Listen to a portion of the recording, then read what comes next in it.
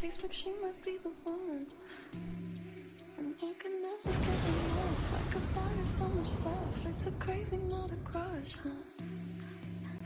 Call me when you're there. Said I bought you something rare, and I left it under Claire. Now she's coming up the stairs, so I'm pulling up a chair. I could be that girl from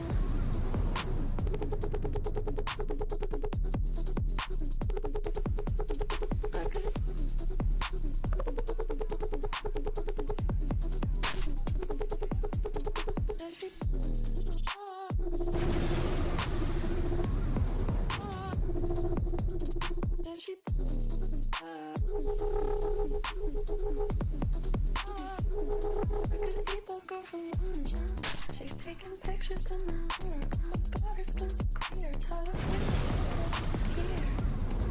You need to see I volunteer. Now she's smiling ear to ear. She's the headlights on the deer. I said it all before, but I'll say it again. I'm interested in more than just being your friend. I don't want to break it, just want to bend. Alright, gents, and yeah, now probably just gents in it, let's be honest. How's it going? Good morning, afternoon, whatever time it is where you are. Earlier stream than usual today, but I suspect that most of you are watching this back after the event. So how's it going? Thanks for clicking on this live replay. Today I've got a bunch of things to look at, and it's going to be more successful than the last stream because I know that a lot of these are actually faulty and aren't just no fault found. And also I have plugged my internet into the LAN cable, so we're not going to have Wi-Fi dropouts like we had last time. Lovely jubbly. So just quickly, the first thing that we're going to be looking at on the bench today is this JL audio. This is the JD1000. I can't remember if I did this in my last live stream when the internet was cutting out, but essentially it was a full rebuild. We needed all the power supply FETs replacing, the traces here repairing, all new output MOSFETs, and also output drive circuit was damaged as well. Now the reason that these amps tend to fail is because for some reason JL Audio have decided to give the output drive ICs their supply voltage directly from the battery 12 volt terminal. Okay, now should be fine really. These things are rated up to 20 volts. But there's your problem. These drive ICs are rated up to 20 volts. Now, if for whatever reason a little spike of voltage greater than 20 volts comes in down the amplifier power cable from the alternator, maybe you jump started your mate's car, maybe you just, the alternator had a little bit of a glitch, or you disconnected your battery while the engine was running, or anything like that, then these output drive ICs, they fail, and it kills the output FETs, and then it kills the power supply FETs. So, bit of a silly design choice, but here we are. So, that was the most likely cause of failure. I don't have an explanation as to how this amplifier failed, when it failed, but yes, both of the output drivers were dead, but only one bank of the output MOSFETs were dead. So that tells us that the failure originated from the output drive ICs, so that's probably what happened.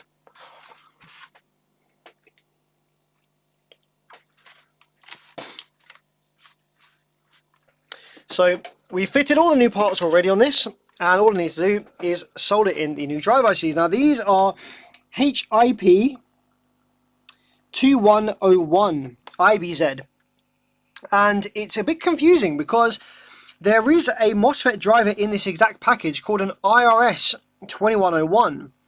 So multiple times in the past I've accidentally ordered IRS 2101 drive ICs because the original chips just have 2101 written on them. So, usually it's an IRS something something something that's the drive IC. But no, in this case it's a HIP 2101 IBZ, which is a completely different chip with a completely different pin out. So obviously the IRS ones don't work. Fortunately, when you fit them, they don't damage anything, and they don't get damaged themselves. Found that out from experience. They just kind of sit there and do nothing. So yeah, fortunately you can just take them off if you fit the wrong ones and replace them with the HIP models instead. Mr. Richmond, my friend, how's it going? Good to see you here, bro. Midday in Sweden. You need to make that all one word. Midday, one word. If you say midday, then it just sounds like you're having a really bad day. Maybe you are having a bad day, and it's also midday. Because mid is relatively recent slang term for something that's not so great, something that's a bit bad.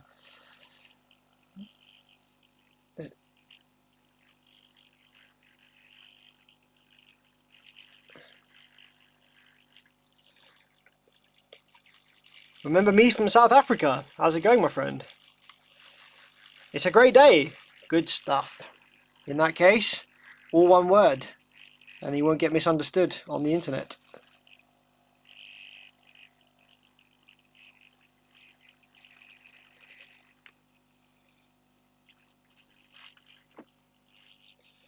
Alright, spot on. Wait for that to cool down a little bit. And that should be everything now on this one from the previous stream. So, like I say, we replaced all of the power supply MOSFETs, repaired the traces that blew open. There was no power supply drive circuit damage on this one. It didn't make its way further than the MOSFETs.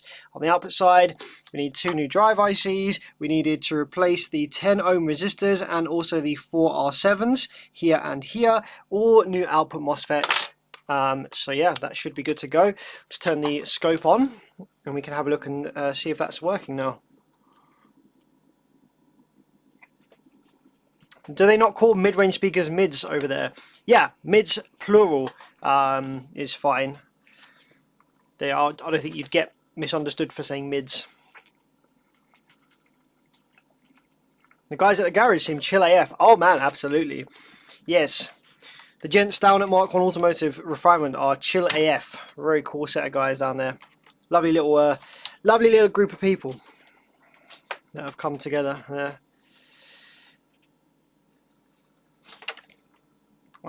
If you watched the recent vlogs on the Bear Clips channel, if you can, please give it a comment. Like, leave some comments on there, so that the channel can grow a little bit.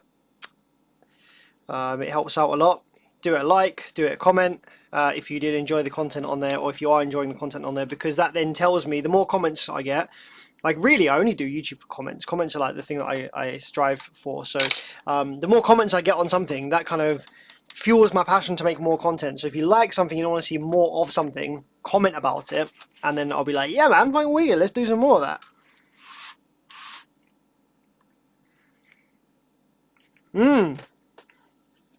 Peter's cars, the BMW X3. I haven't heard any of his cars, sadly, but yeah, I've heard great things about them, for sure. Alright, cool. Let's see if this works now then, shall we? Power supply on, current low. Just going to start down at 9.9-ish volts there to start with, and we're going to build some rail. There is our high side, and so let's probe out our low side, which is going to be this one. Yep. Reject low frequency on the scope. And what we're doing? We are Class D switching! Lovely stuff on that bank. And let's see, are we Class D switching on this bank as well? Yes, we are. Fantastic. Excellent. 0.9 amps of idle current draw. A very nicely optimized little circuit. So that's cool. That can go back in the heatsink. And we can get on with what we're starting on today. We've got loads of stuff to do today.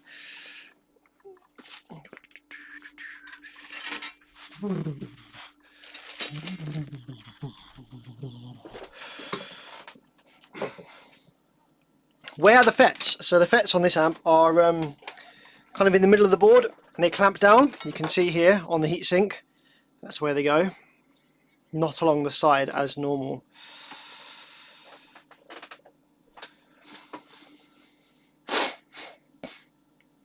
He came third with a tuned factory BMW Harman Kardon system with a 10-inch. That's hilarious. Yeah, it is all in the tune for sure. I really want to go to an SQ competition with like the least high SQ perceived amplifiers and stuff. You know, I want to enter an SQ competition with the knowledge that I have. I mean, my knowledge is nowhere near Peter's, nowhere near, but I do believe I can tune a DSP like close enough, like pretty good. I've had a lot of practice with the van, had a lot of practice with the Proton, just in general experience and also theory and stuff. So I think I could do a good job. But what I want to do is I want to take a system to an SQ competition with some amplifiers that are kind of frowned upon. You know, like, oh, that wouldn't be very good SQ. Like some of the small Taramps TS amplifiers, for example, or there's a Stetson EQ amp that likes Class T switching at like 800 kilohertz and stuff like that. Just little gems that I've come across while I've been working on newer Class D amplifiers that I think, hey, actually, that should sound pretty good, and that doesn't have any floor noise. So I would be very interested to see how well these kind of things stack up. I would also love to well, there's plenty of other ideas I have to see whether SQ and the perception of a good sounding system is actually in the ears or whether it's in the eyes. Yeah, the HD10K did sound good, but that's all subwoofer frequencies, and subwoofer frequencies are not very transparent to different amplifier tonalities and qualities and stuff. It's just air being moved at the end of the day. Would you be interested in repairing a Rockwood Fosgate T802? If you're in the UK, then yeah, I'll give it a go. The Vibe micro amps as well should probably sound alright. Yeah, not quite as good. The thing with the little Taramps amplifiers is that the amplifier IC is not made by Taramps. Like, Taramps haven't really made the amplifier. They've given like a Texas Instruments or an Infineon chip, like a very well optimized engineered amplifier IC that's all on die, and they've just given it like a preamp and a power supply and an output filter network. So the actual amplifier stage in those like little Taramps amplifiers are actually very good. Whether the surrounding circuitry, you know, can make use of how good the little Class D amps in them are or not is yet to be seen. But it would be an interesting experiment. I mean, the USA, no, I'm afraid I can't take work from overseas. So only if you're based in the UK, I'm afraid.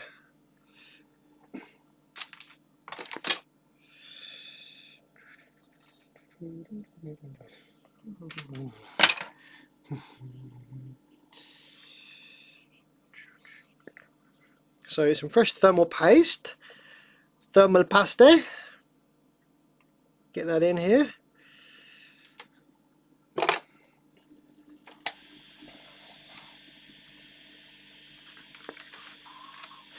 Love your videos. Thank you very much. I appreciate your support.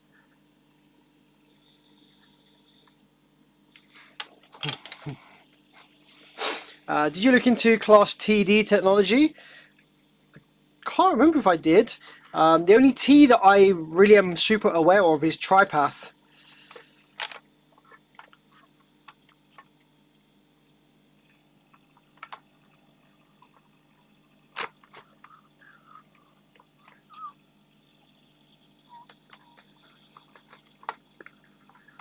Hang on a minute, what's going on there? Why are those holes covered up? Ah, I see. Okay, let's do that.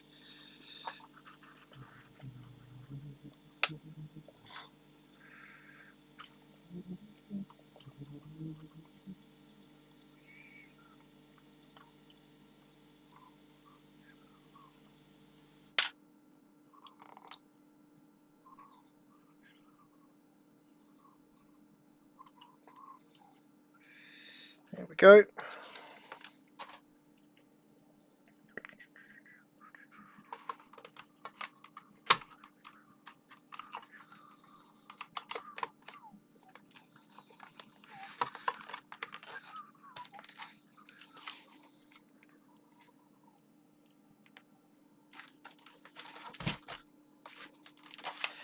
So this is a 1000 watt RMS Class D from JL Audio, a somewhat newer one. I have a Dayton AMT tweeter, it sounds wonderful.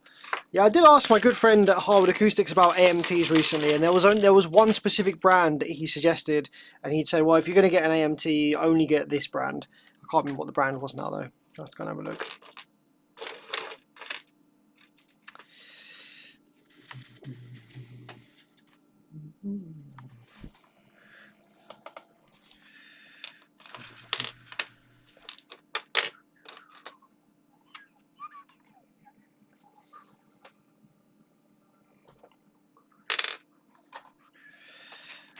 Right, what screws are go in this one then? So we've got 1, 2, 3,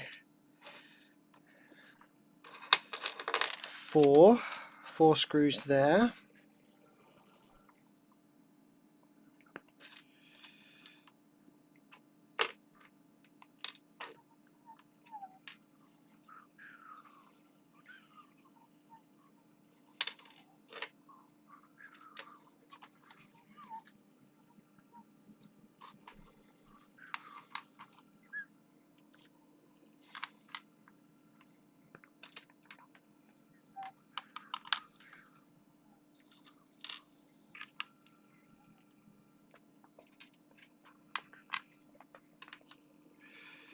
Any new technology other than Class D switching do you know of that uses GaN FETs? Well, GaN FET amplifiers are still Class D. They're just using the GaN FET tech instead of silicon MOSFETs.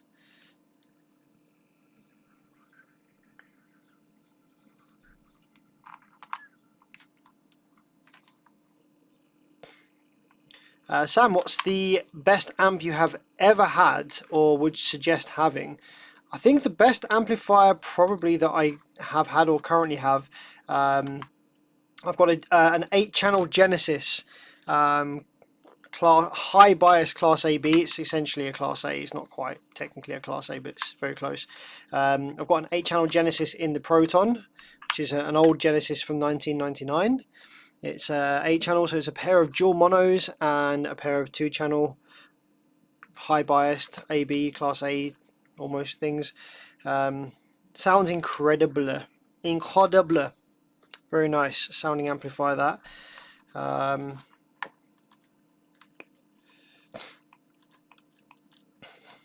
Aside from that,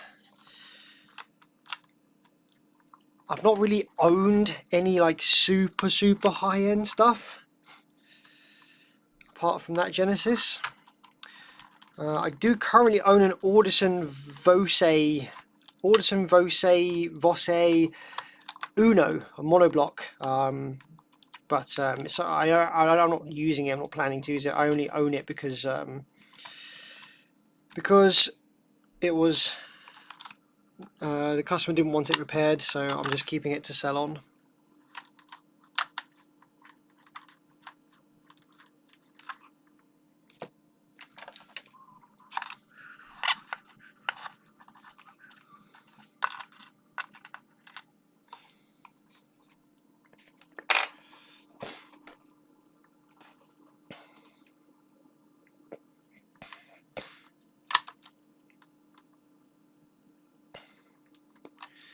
Imagine electrostatics for the car.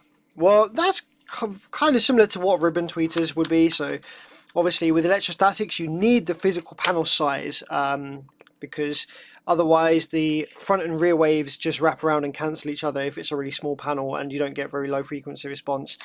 So they can be used as kind of tweeters in a way. So yeah, large ribbons would be sort of pretty close to electrostats in a car.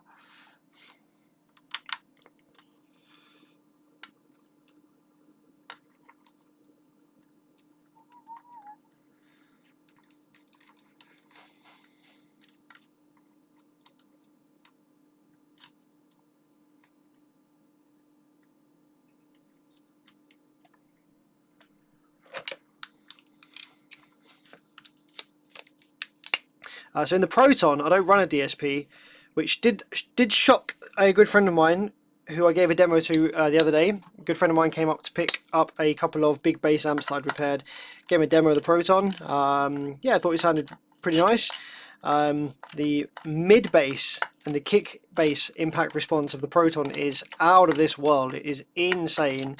And there's no DSP in the Proton, but it is still one of the nicest systems that I've personally ever heard.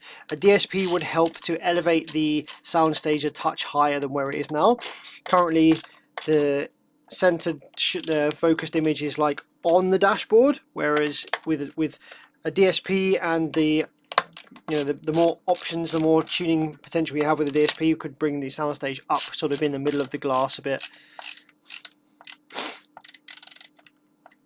I'm your biggest fan from the Philippines. What do you think is the best power N-channel MOSFET with a low gate charge that can still handle high currents and high voltage, such as 50 amps to 50 volts? So a nice model FET that I've seen and had experience with being used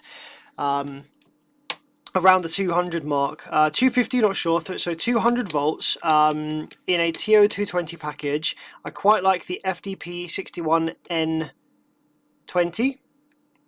Yeah, FDP61N20, pretty nice. Absolutely abused the crap out of those, and they are very hardy and they survive quite well. I also quite like the 52N20. That's also pretty good. But on paper, one of the most beastly is just the IRFB 4227, and that's what a lot of companies are using. They're just using the 4427. Also the 4127, the 4127 or the 4227 are pretty beast mode 200 volt FETs that a lot of people are using. Yeah, the 90N20 is also fantastic in the larger package, in the TO247 AC package. Banda Viking use those in the 7K and the 8K. Also the Powerus use those in the 10K 0.5 ohm version. Yeah, they're pretty nice.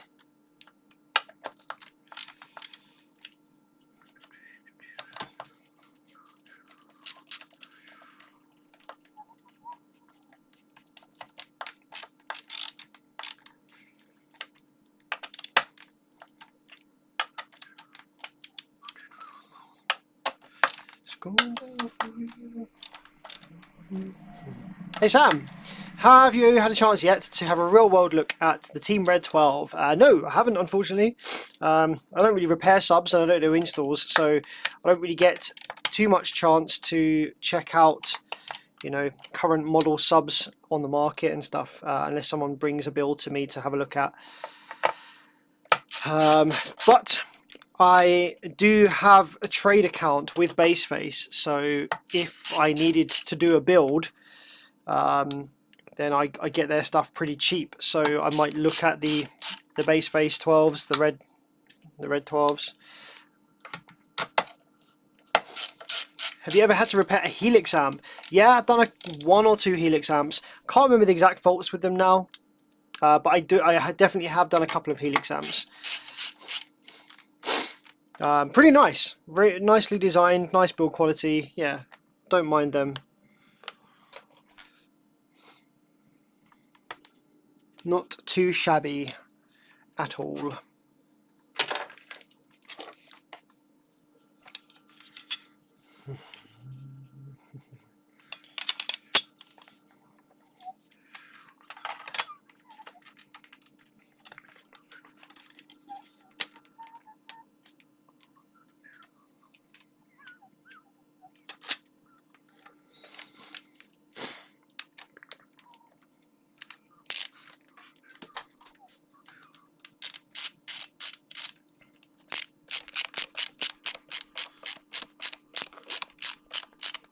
Maybe someone will bring one up to you soon. Yeah, maybe. Maybe. Least favorite amp. Least favorite amp. Other than the obvious, like, Auna stuff, that's basically just a head unit stretched out into an amp case, basically a scam. Least favorite amp, I want to say something that's just riddled with design flaws and stuff. It's probably gonna be something like Sundown SFB, like maybe the SFB 8K or 13.5K. And the reason for that being one of my least favorite amps is because of what an absolute disaster of a circuit design it is, and how much money they used to charge for them. So just like two things at once. It's rubbish and it costs a bomb. So that's like, ugh, absolute awful stuff. Or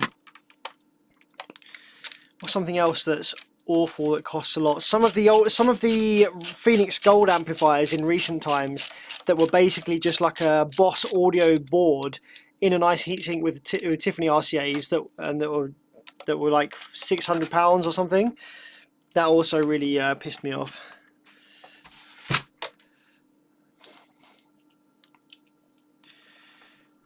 Do you know any appliance that uses 12 volt power supply with 100 amp or 200 amp? Yeah, servers. So big servers. So if you can find on eBay some old server power supplies, they are 12 volts, and you can get server power supplies with 150, 200, 230 amps of continuous current handling.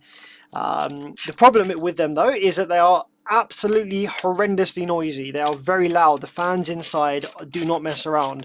They are like full chat, absolute screamers. So, but if you're wanting to run 12 volt stuff indoors, just why bother? Just use a PA amplifier. PA amplifiers with thousands and thousands of watts are very affordable these days. There is no need. There is no need for you to be running car audio amps indoors.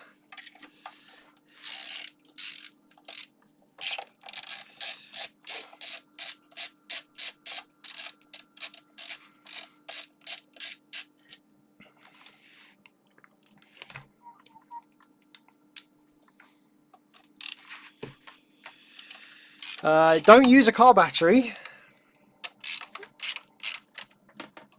Why don't you use a car battery? Because car batteries need to be charged. So you're going to leave a car battery on charge at all times in your house? Not really recommended. Lead acid, they fume.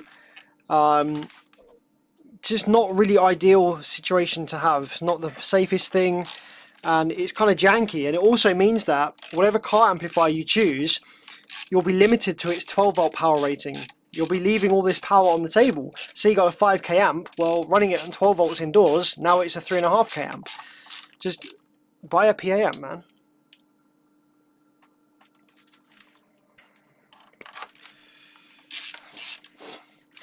In your experience, what makes a sub sound tight and punchy in a ported box? Not too big. Don't go too big on the chamber. Interestingly, some sound deadening inside does actually help with that. It gets rid of some of the harmonics created by playing above the port tuning frequency. It kind of kills internal resonances a bit. So plenty of wadding inside, not too big, and don't make the port area too large, and tune a little bit higher. You know, if you don't need to be whamming on 26 hertz all day long, tune a bit higher. Tune to 33, tune to 35. Don't go too big. Don't make the port too big. Nice big flare on the port and a bit of acoustic wadding inside, and it should be good.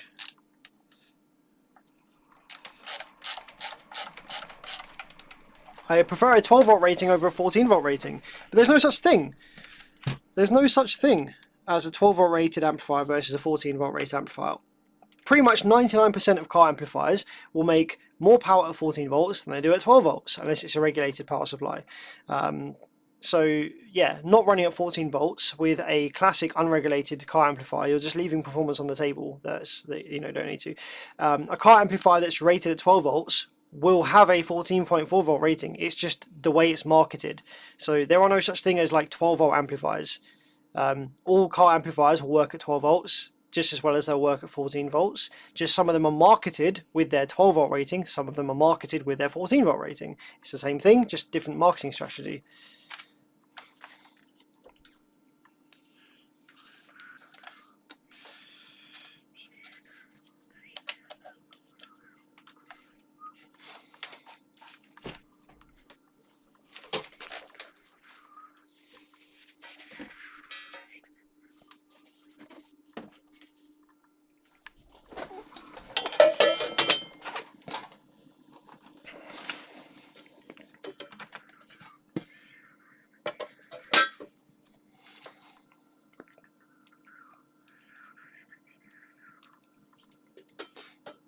I feel like I've missed an internal screw somewhere, because there is one of these machine screws that is still on the bench. So nope. Got that one. That one.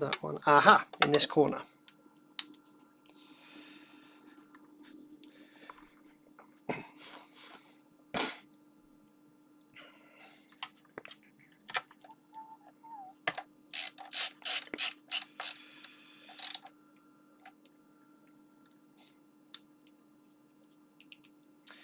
1700.1D. What brand is that? I'm not sure. Sam, are there any amps from today's market you suggest that aren't cheaply made but that aren't ridiculously priced? Yeah, man, Powerus, Taramps, some Sound Digitals are good. All of the stuff coming out of Brazil is so affordable because they are the factory. So they build the amps, they make the amps, they market the amps, and they sell them direct to customer. There's none of this crazy middleman markup along the way. So they are very affordable and they are awesome a lot of the time. Yeah, Brutus Elite. It's a kind of older amplifier design now. It's not very much power these days. If you can repair it yourself, then it's worth it. If you're paying somebody else to repair it, then it might not be worth it.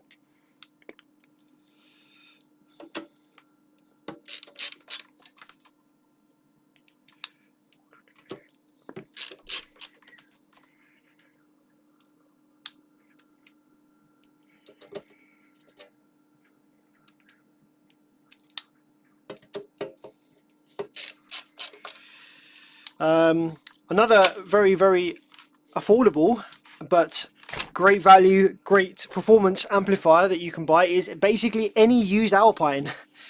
Get an Alpine used and you'll have a great time. A nice V12 or like a PDX or something, or like a well-respected high-performance Alpine amplifier on the used market, and you're going to have a lovely piece of kit for a long time that's going to work and sound great.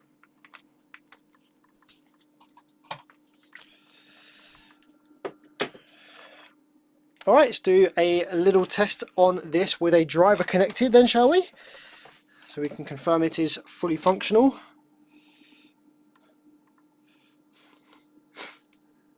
The MRD M2000, pretty cool, but you can get better, more powerful, better sounding amplifiers these days for not much more than what somebody would be asking for those. Those MRD M2000s, they hold their value because of they're a little bit rare and they're kind of Alpine's most powerful amps that they ever made kind of thing. So I'd recommend a Smart 3 over the M2000, for example, but for mids and highs, for mid-range stuff, Class D 4-channel with a bit of power behind it, definitely recommend Alpine, an older Alpine, or a Class AB V12, something like that, MRV.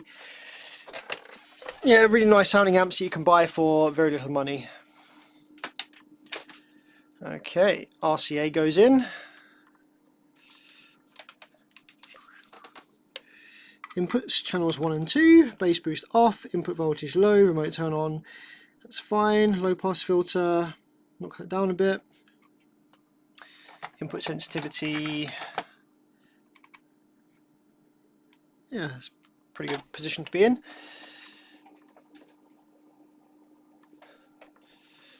Alright, it's powered up.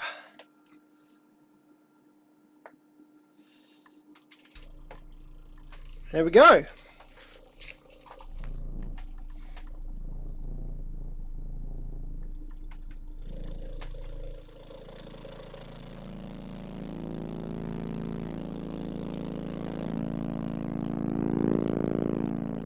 Very nice.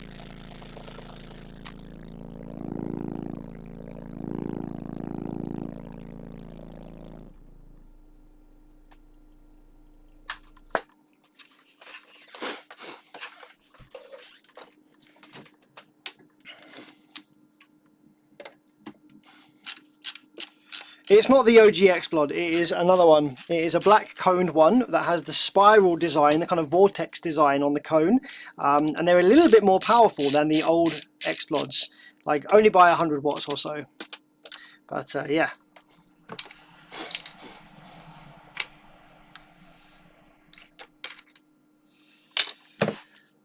Where's my Allen key? Here it is.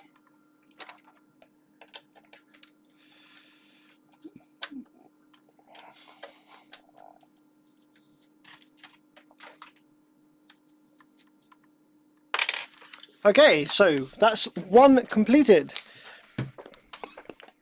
Just quickly, the next one is going to be this, which we're not going to take apart. This one was one of the no fault found amps from last live stream. The client said something about there being a problem with the gain potentiometers, so I'm just going to make a quick little video to show that the potentiometers are okay and that it's not kind of crackling or popping or anything like that.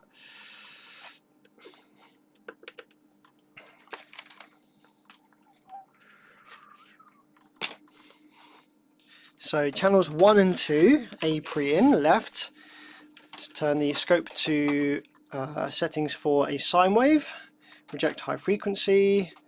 There we go, lovely jubbly. And turn the frequency up a little bit. Power this up. There we go.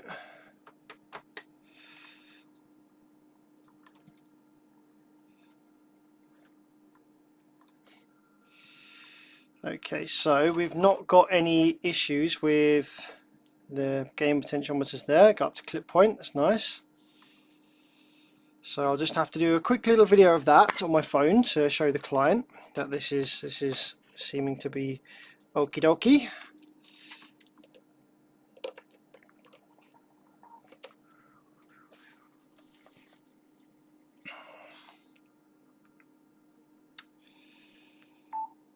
So we have RCA to channel 1 and nice clean sine wave on the scope here. Just going to go up and down with the potentiometer for the gain or the level.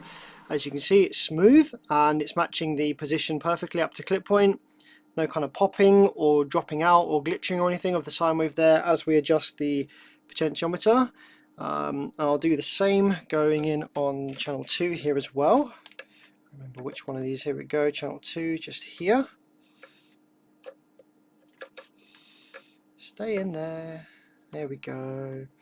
So again, up and down on the potentiometer, lovely and smooth, no glitching or popping, perfect condition, looking good. So potentially issue somewhere else in the system, I think. Okay, that's that video done for that client. Next on the bench we have, what do we have? We've got a few options of things that need to get done today. We've got, we've got an MTX Audio Road Thunder 1000. This smells bad, so this is going to be fun.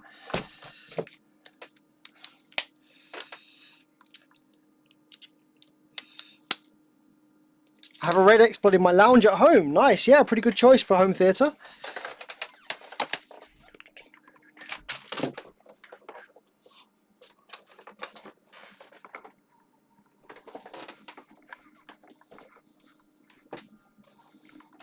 Is my hat cam working today? Let's see. Oh, it is. Excellent. Have some hat cam. It's been a while.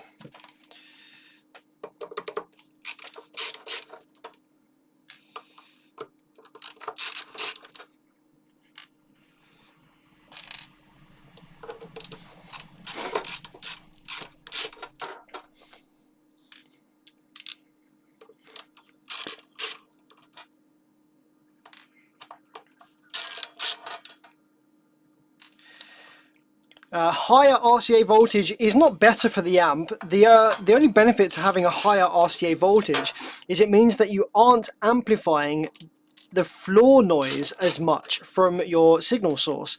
So for example, your head unit will have like a bit of a background hiss at all times just because of it has this floor noise, right? It has there are noise in the components that make up the head unit, so it's going to have a slight amount of background noise.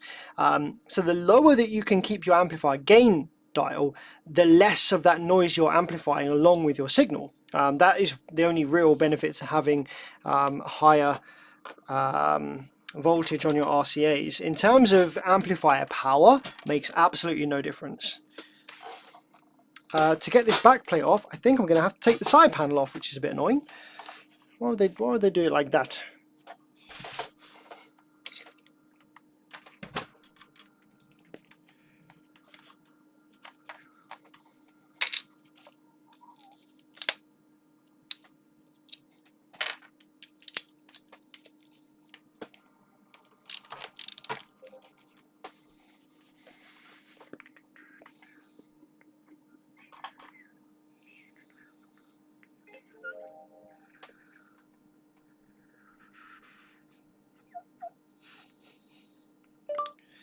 Tax is free.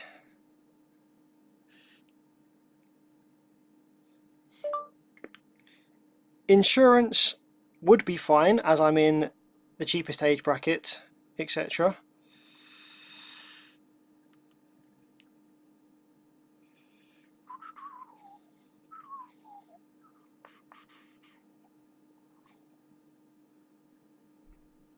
Just thought it was interesting. I've been toying up with the idea of getting a new car, something a bit bigger, a bit family oriented.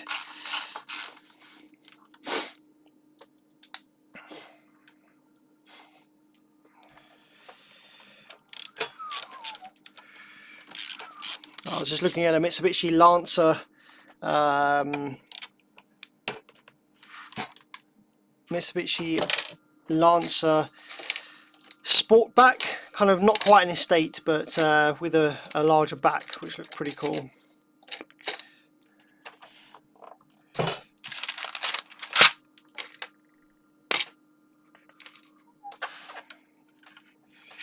Yeah, Skoda Superb has also been on the cards as a potential option. I want something a little bit exciting if I can. Can the input voltage be too high? Yes. If the input voltage is too high for a given preamplifier circuit, then you will overload the op amps, which means that your signal exceeds the auxiliary supply voltage levels going into the op amps, which means that it clips the preamp stage, which just means it introduces distortion into the signal. It's not bad for the amplifier or anything, but you will get a clipped signal going into the amplifier stage, so it will sound distorted, but it's not damaging or bad for the amp or the speakers. Just will sound a bit bad, that's all.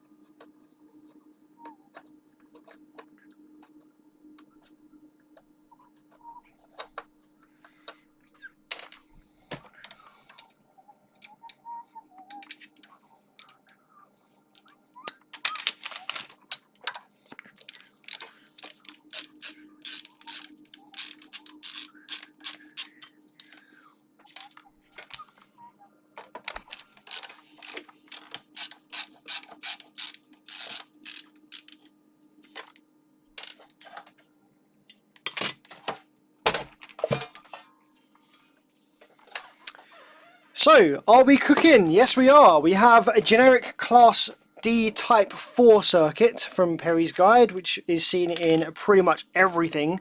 Every brand has done one of these. And it's going to likely be a full rebuild because we have a cooked power supply section, which probably means we have dead output FETs as well. Lovely stuff. Let's get this fixed real fast. We can sort this out in no time. This is a piece of piece. Very easy amps to fix these. So let's get this out of the heatsink and get this fixed real fast.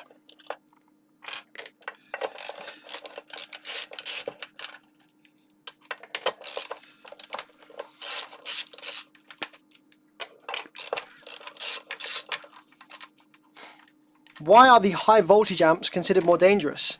What high voltage amps? Do you mean the ones that take 300 volts DC from many car batteries in series?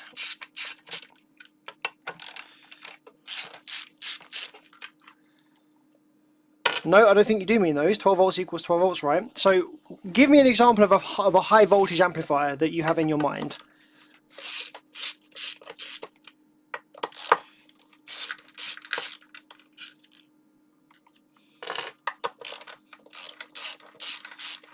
So Taramps amplifiers are not high voltage. They're actually low voltage. If you take, for example, a Korean half-bridge 5K amplifier, the rail voltages inside that Korean half-bridge amplifier will be double that of the Taramps 5K amplifier, because with a full bridge amplifier the rail voltages are half of what they are in a half bridge amplifier. So any full bridge amplifier has half of the internal rail voltage compared to an equivalent half bridge amplifier. So Taramps, Stetson, Sound Digital are all very low voltage amplifiers because they are full bridge, so their internal voltages are very, very low.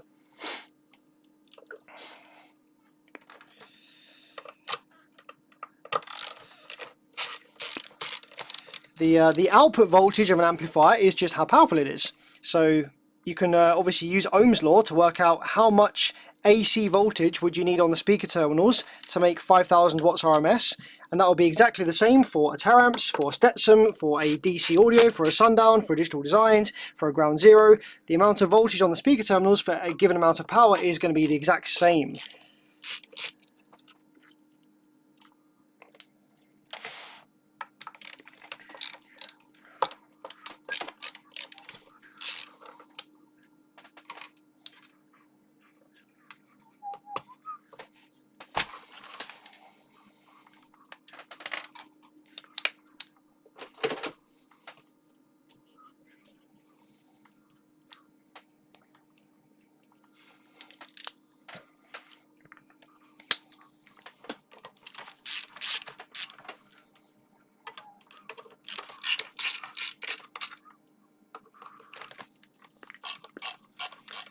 This amplifier has been repaired before to a pretty poor standard, I think, by the looks of it.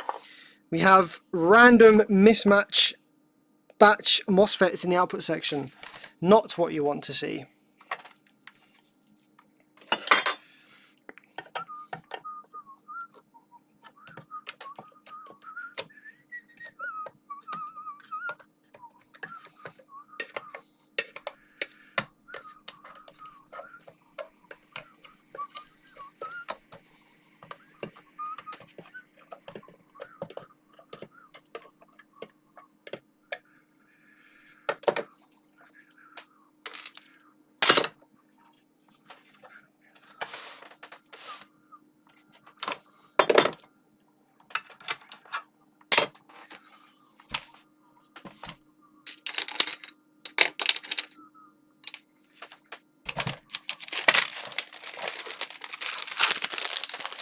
Good job I bought some fresh 640Ns, isn't it? I just bought these the other day because I'd run out, so that was a good job that I had those. Do you know anyone that sells Yinlong in the UK?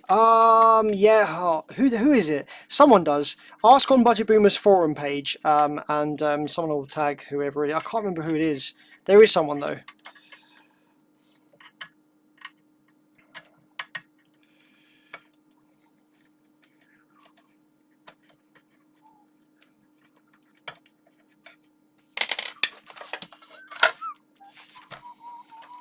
Oh, I just realised I didn't need to do that. What a dickhead. Right, out you come. Let's get you fixed.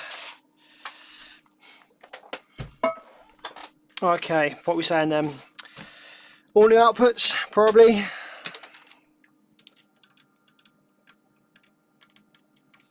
Interestingly enough, there are no dead output MOSFETs. Wow, we have different batches in here though. Do I replace the output FETs for all new same batch? Might as well while we're here. Yeah, might as well while we're here, hey? That would be the nice thing to do, wouldn't it? They're not dead though. So we just have a power supply failure by itself. So the customer has either done a reverse polarity or there is vibration damage on one of these transformers. But yeah, it's unusual to have a power supply failure by itself. Something else must have killed it. So yeah, I'm curious to find out what exactly that was.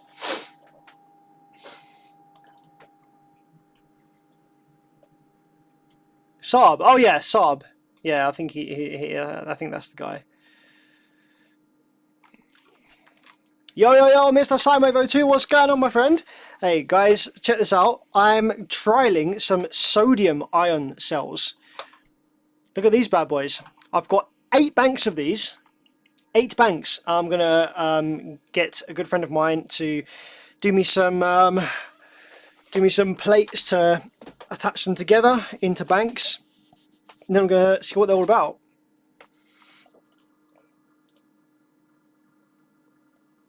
Taramps high voltage 40,000 GPO.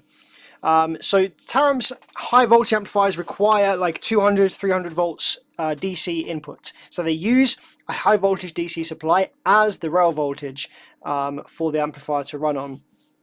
There are some big amplifiers like that, 40k, that have a 12 volt input, and it's just a really, really, really big power supply section. That's it.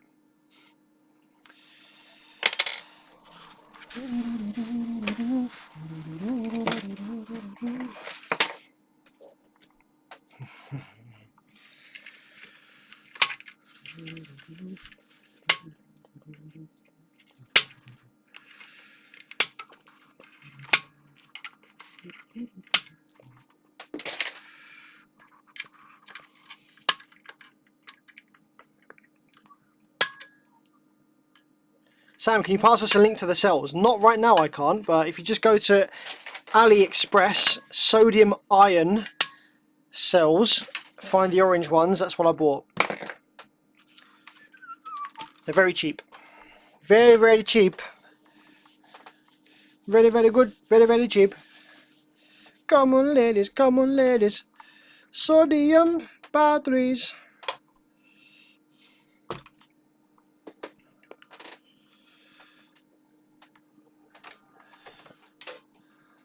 So I honestly have no idea what's in these batteries, to be fair. I was sent a link to them by a good friend in Australia.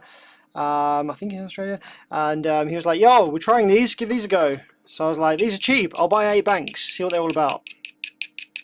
They'll be useful to have kicking around anyway for all sorts of projects that require battery power, because they can be, you know, the batteries can be accumulated into whatever different bank orientation that we like. We can have a 12 volt bank, we can make 24 volt bank, we can make 18 volt bank, whatever we want to do with them.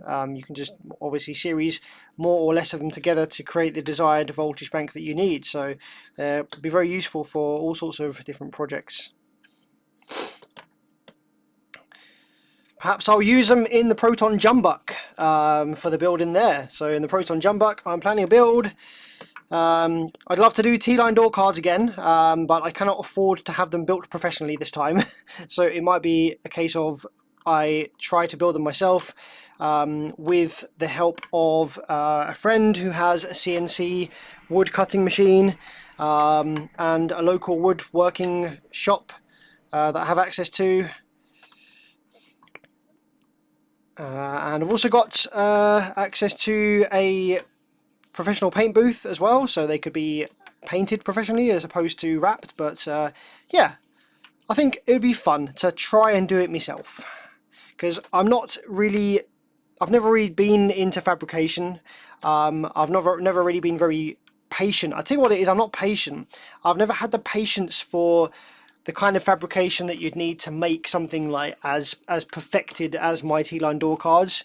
You know, I could do the woodworking to an extent, but then when it comes to the fiberglassing and the resin and the sanding and then making it all smooth for vinyl, hell no, I have no patience for that. So, but if I can get the shape mostly there with CNC parts, especially with 3D printing now as well, a combination of woodworking, CNC, 3D printing, and some very forgiving kind of finishing, like a vinyl that's like sponge backed or something that hides imperfections.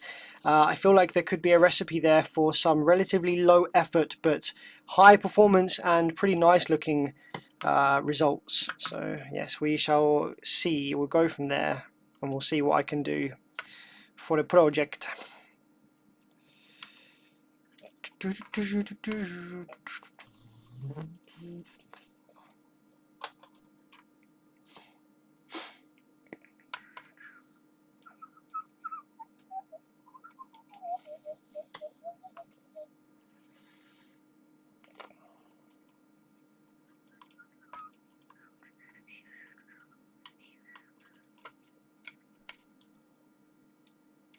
Sup, Timbo?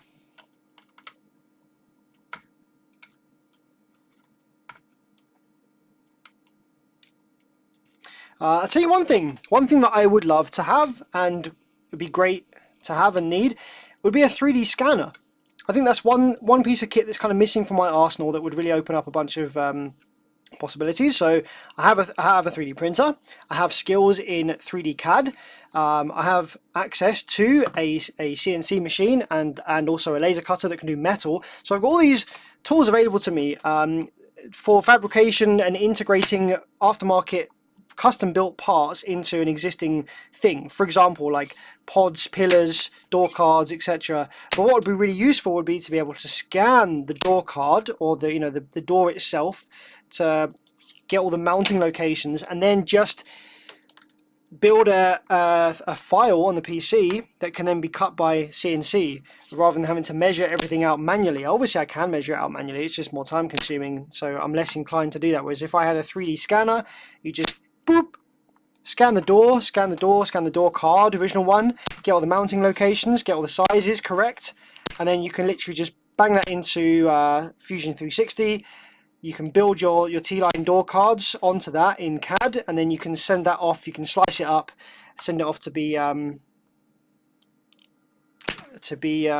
CNC'd in stages. You can either do it, can layer it up with layers of MDF. And yeah, it'll just be much quicker and easier to do it that way. I know that the Xbox Kinect can be used as a sort of low resolution 3D scanner, but I think for what I would want to be doing, I'd need it to be a bit higher resolution. So some kind of modern solution would be good. I wonder if I can reach out to a company and get them to sponsor me one. I've got a Creality 3D scanner, works great. Are they expensive? I don't even know what sort of prices a 3D scanner would be. Like, I haven't done any research. Like, are they under 100? Are they hundreds? Are they thousands? No idea, literally.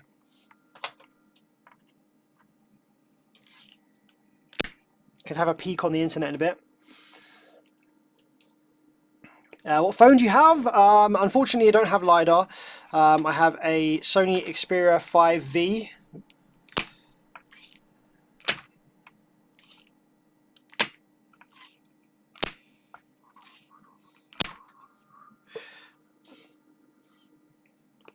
I'm not part of the Apple ecosystem. Yeah, I will never own an iPhone. So.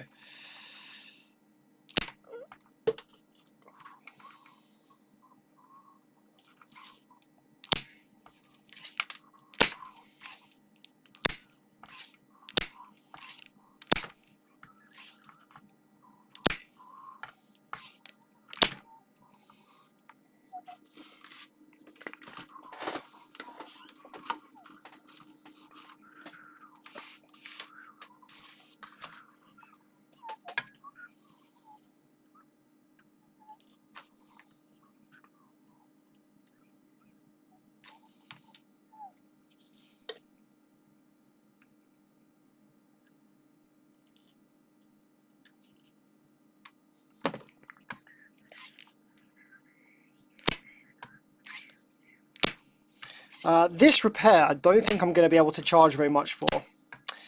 This is not a very powerful amplifier. It's not worth very much, and it's a full rebuild. But I might take a bit of a hit on the cost of this one, just because it's something fun to do on stream, isn't it? I might quote this one a bit less than the time that I'd usually take on it.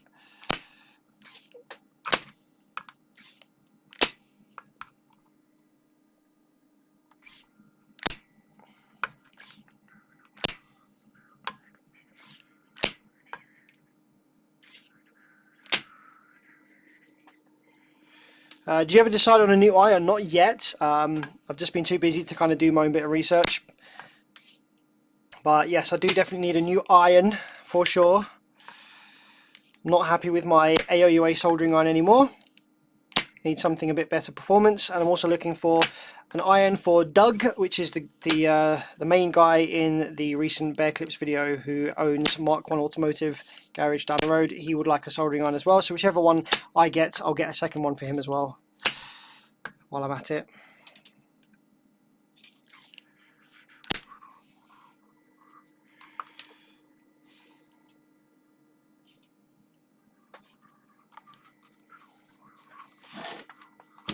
Alright, so that's all the power supply FETs and legs removed. So now we just got to do the same for the output section. These output FETs are fine, so I'm not going to cut them, but I'm just going to remove them all at once and then just fit some fresh 640 ends. I mean, this amp isn't really a full rebuild, but given that there are mismatched output FETs, I'm going to do a full rebuild anyway.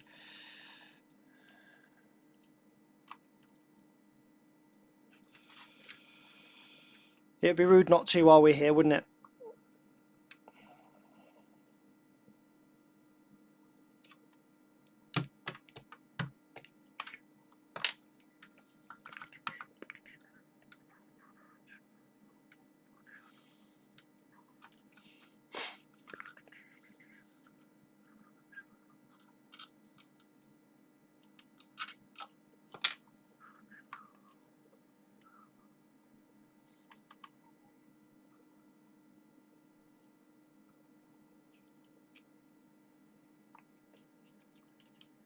So yeah, in terms of soldering iron station, I'm looking for something that is like Chinese made, cheap, kind of AliExpress type of thing, but there is a bit of a hidden gem, you know, something that actually, oh wow, this thing is great, this thing works really well, holy crap, this is, you know, modern MOSFET kind of heating element-y stuff, but from a random brand that is not really, doesn't come with brand tax. I don't want a Hacko or something like that.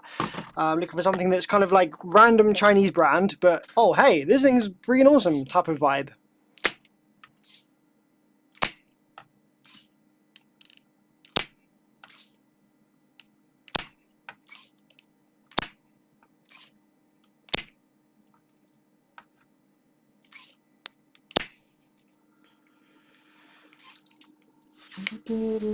Daniel, how's it going, man? Good to see you here too, my friend.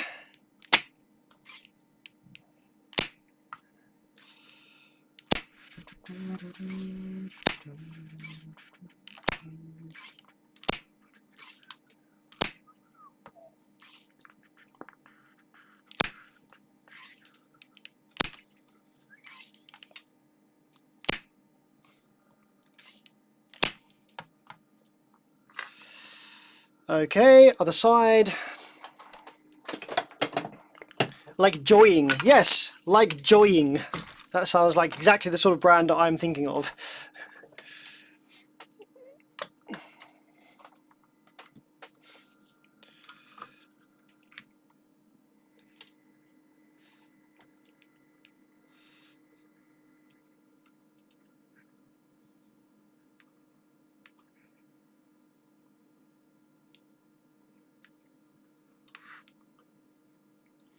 The only thing from Hacko that I would consider is the FR301.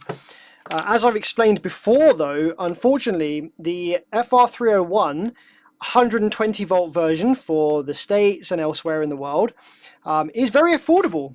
It's about £150 here in the UK to buy the low voltage 120 volt version. However, if I want the 240 volt version of the same bloody thing, £400. No thanks.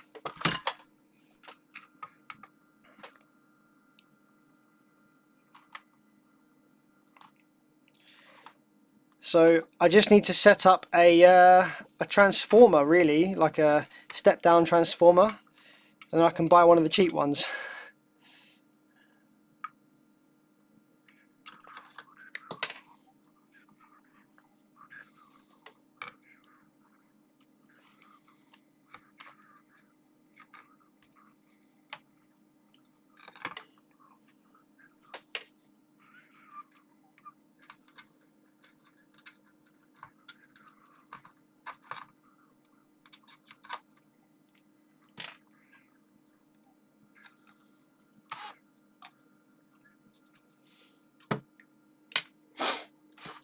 Hey Sam, I'm new to this and just discovered your channel a few months ago. Would you be interested in finding an MTX Thunder for your regular pricing, and I cover all the shipping? No, unfortunately I'm not too interested in shipping things back and forth to and from the States. Just too many headaches and issues with customs and shipping problems and all sorts of stuff like that. I think people underestimate how much it costs to ship something from the UK to the States. It's like $300 on top of whatever else is going on. So if I'm buying something here to ship to the States, plus like anywhere from 150 to $300 depending on how big it is. If you're sending something from the States to be repaired, well, that's like 150 to $200 each way on the shipping, and then import tax and duty fees, and then my repair bill, and then you get no warranty, because how can I warranty something that costs like a $400 to round trip ship? Like, no, that's not, you know, there's plenty of techs in the States, for example, for repairing, but in terms of finding something that you want to buy, I haven't seen one of those pop up in the UK personally. So yeah, I think that's not going to work, I'm afraid.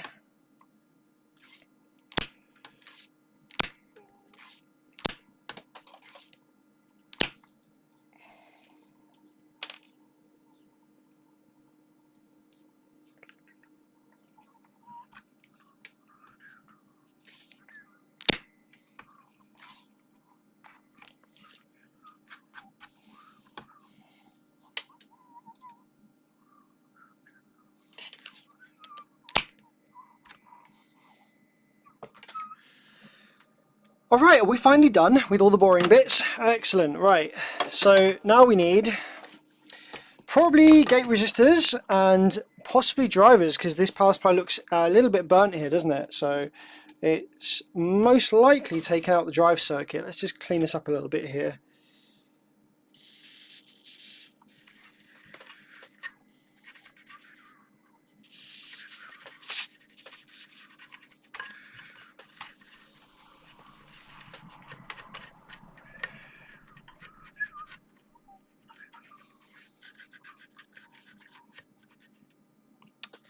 So telltale sign of whether the drive circuit has survived or not is what condition are the gate resistors in. If the gate resistors are burnt open, then current made its way to the drivers.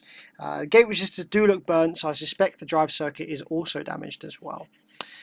We've also got burnt traces from a previous repair. You can see here there's this resistor kind of floating around here that's connected to the pad. So yeah, we're going to have to repair that as well. Same for over this side. Bit of a pain in the butt, but repair this. 47 ohm gates. Okay.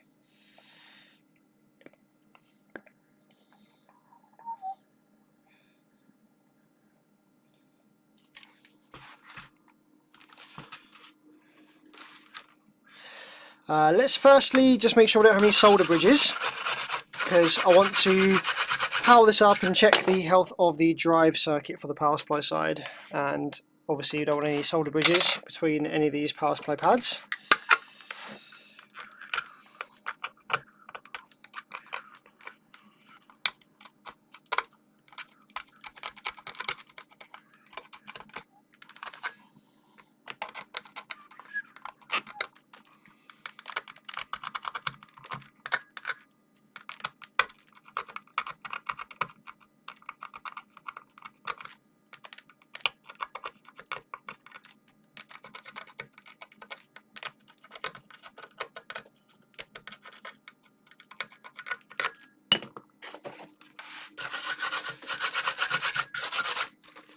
Okay, so gate resistors, check the multimeter.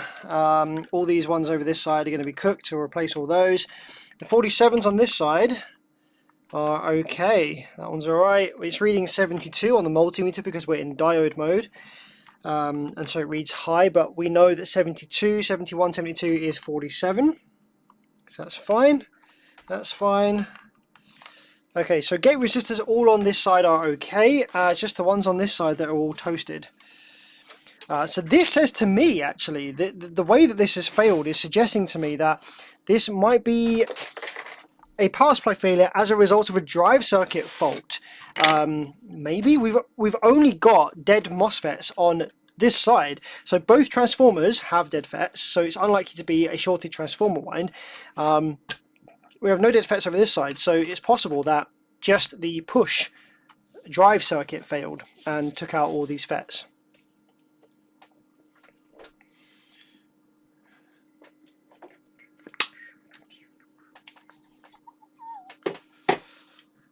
So yeah, let's get these gate resistors out.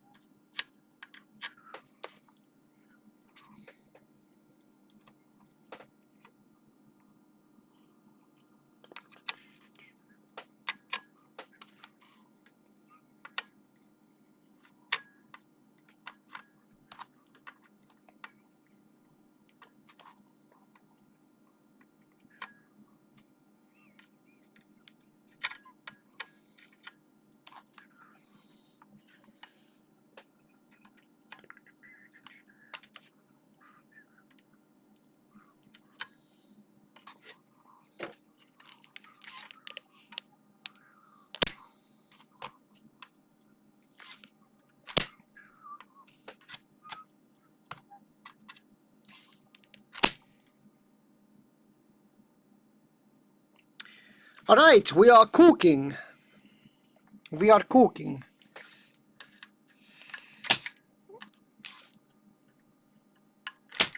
So next up on the list is some replacement 47s.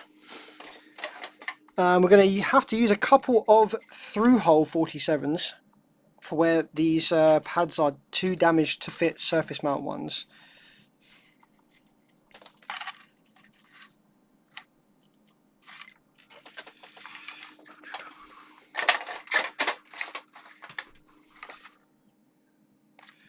Three, 3, 1, 6, 8, 1.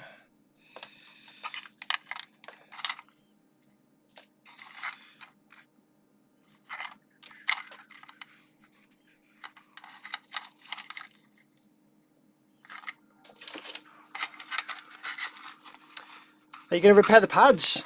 Well, we're going to put surface mount FETs in the ones that have the pads survived. There are dead pads on the top here where the pad on the top doesn't go anywhere. It's just to kind of sandwich it to the bottom, so we're going to solder from the bottom for those ones. The ones that have missing surface mount pads, I'm just going to use a through-hole resistor and solder to the obviously pad coming from the drive circuit, and then solder the through-hole resistor to the gate leg. This repair is already like too expensive for what this amp's worth. This really isn't worth repairing, but I'm doing it quickly on stream because it's interesting, and you know, I'll give the customer a price. If they don't want to go ahead with it, that's fine. But I'm going to quote the customer much cheaper than I usually would for this, because this is a piece of junk as it stands and it's not really worth spending the time to repair it. But it's an interesting one for the stream, and you know, it kind of needs fixing regardless anyway. Like, even if the customer says no, I'd probably end up fixing it anyway, just to have as a spare or to sell on or something like that. So either way, it's going to get fixed one way or another. But I'm not going to be spending the time to do like cosmetically beautiful repairs on something like this. I think these are my 47s. Are these my 47s?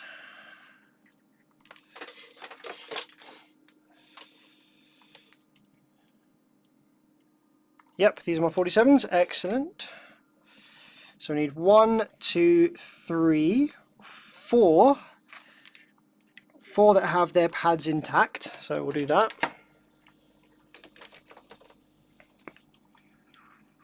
And then the other 4 are going to need some through-hole ones. 1, 2, 3, 4. Oh no, so it's just 2 that need through-hole ones. This is an MTX Road Thunder 1500. Oh no, is it 1000? I think it might just be 1000, sorry. Road Thunder 1000, something like that.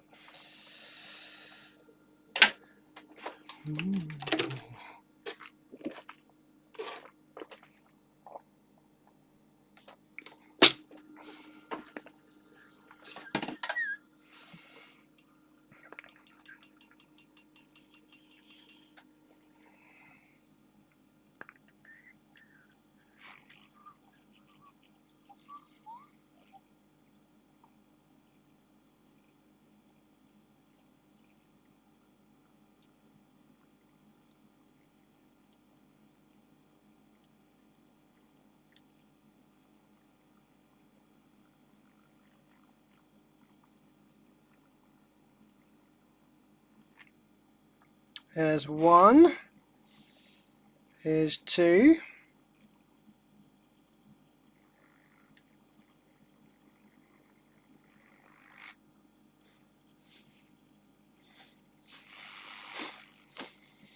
Here's 3.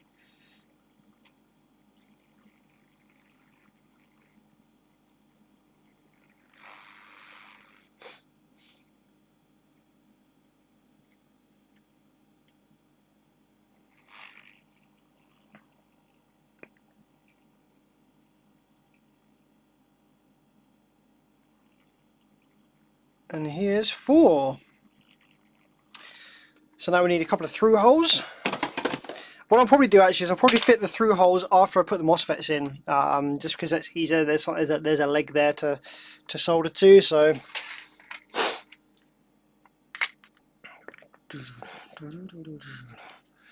it's going down for real.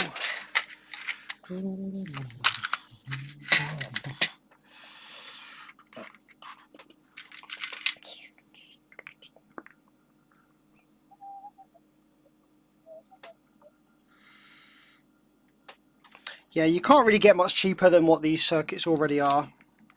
These circuits are the cheapest crap that's been in the car audio scene since the early 2000s.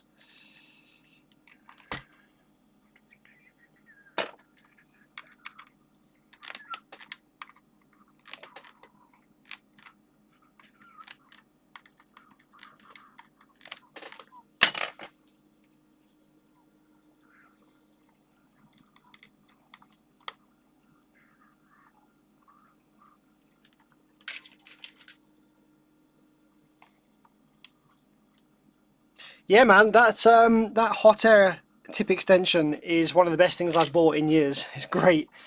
It's very, very useful.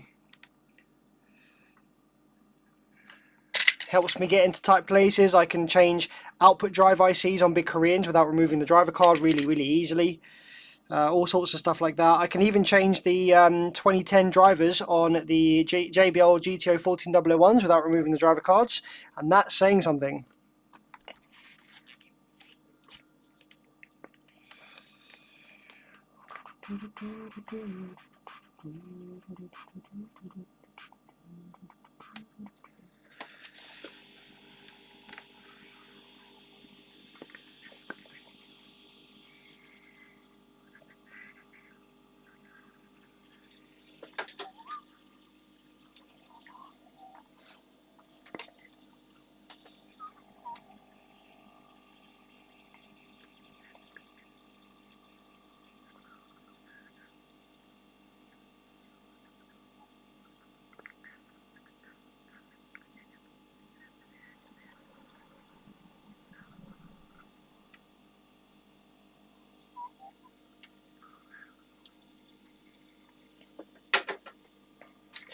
Now, putting some FETs in now, might as well. I'm going to change the drivers anyway, I think, because current did make its way down the drive circuit through the gate resistors. So even if they are fine now, it doesn't necessarily mean that they have much life left in them. So anytime that you've got blown open gate resistors, typically it's always a good idea to change the drivers. So we're going to change them anyway, that's one thing FETs now.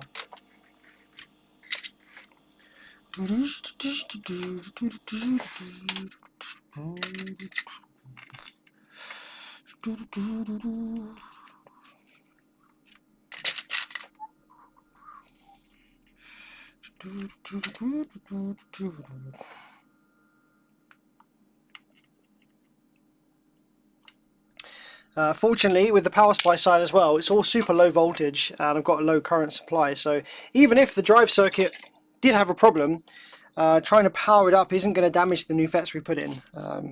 That would be the case on the output section, but with the power supply side, no.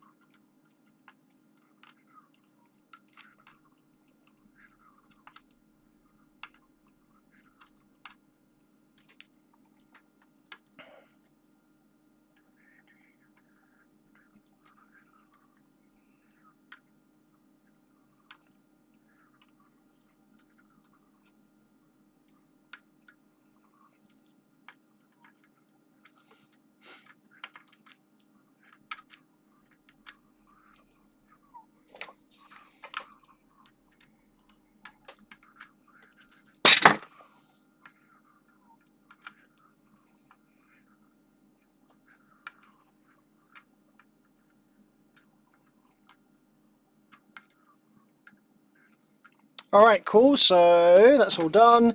Let's solder in the remaining gate resistors and also solder to the top of the board where the ground traces are, because the vias and stuff are all damaged on this where it's blown a few times before. So a couple of these, the solder doesn't make its way to the top ground trace because there's no via there. So we're just going to solder all the ground legs to the top of the board to make sure that they're making a good connection. There we go.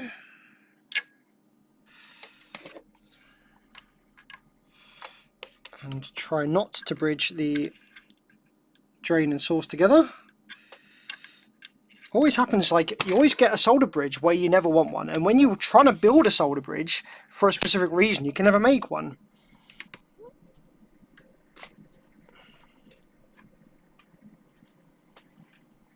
There we go. Okay, cool. So now we need 2 gate resistors on this side, and we also need to do the same on this other side where we solder to the top of the board on the ground trace. And there's also 1 gate resistor over here that needs soldering on the top of the board. Very nice. So let's just do ground traces on the top here for these ones that didn't make their way through from the via where it's missing.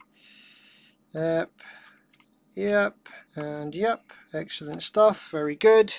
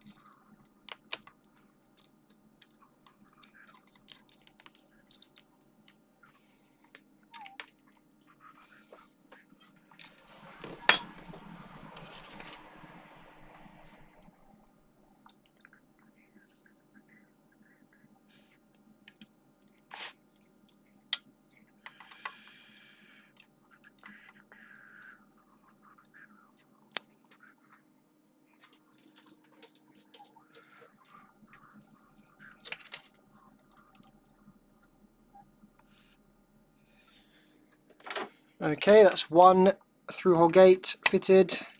Trim. Let's do the second one.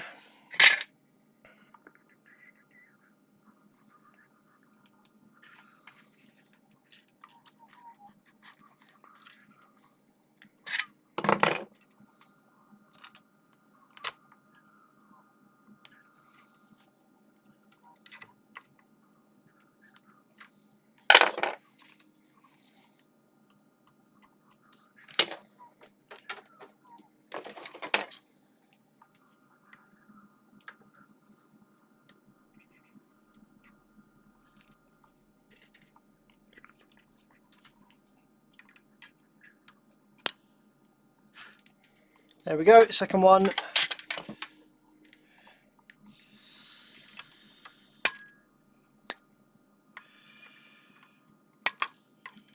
Raise that up a little bit so it's not sitting on the positive trace. There we go.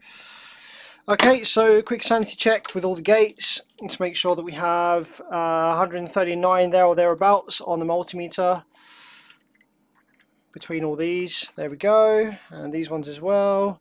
Yep, that's good. And that's good.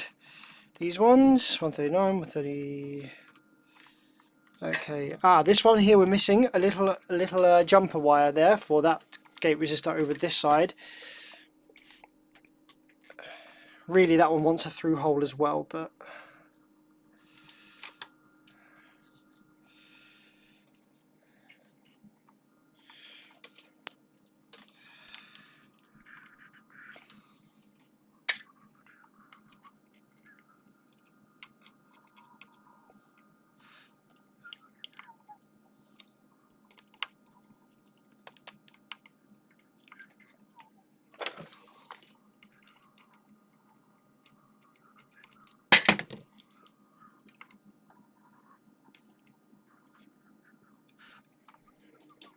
There we go.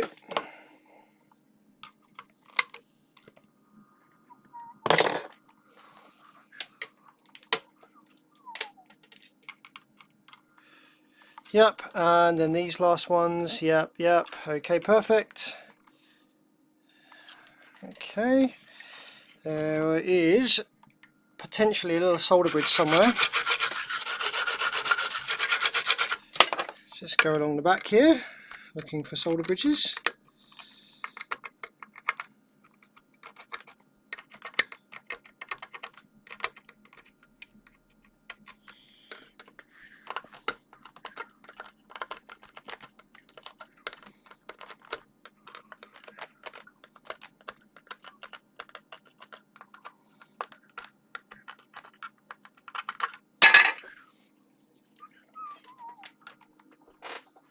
Okay, still a dead short between positive and negative. So do we have a little tiny solder bridge on the top of the board somewhere between drain and source? Let's have a look.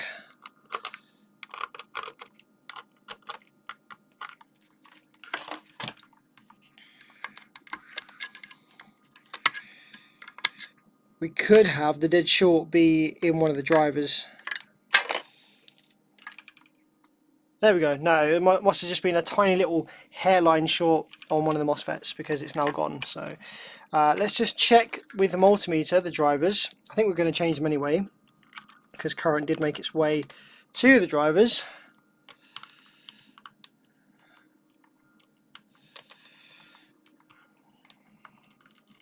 Although these drivers have been changed before to ones that are more resilient. So they might actually be fine. These are 5 GWs here. These might actually just be A-OK. And not necessarily need changing. Let's plug in some power and just see what we're dealing with on the power supply side. Before we do that, because when we plug power in, we're going to build some rail voltage. So we're going to make sure we've got no solder bridges on the output side from removing those MOSFETs, because we don't want to kill our output drive circuit. This didn't seem to have any problems with the output section. We're just changing the output MOSFETs because we had mismatched batches from a previous repair, so it's always good practice to have the same batch MOSFETs fitted. So let's just get rid of any potential bridges over on the output side.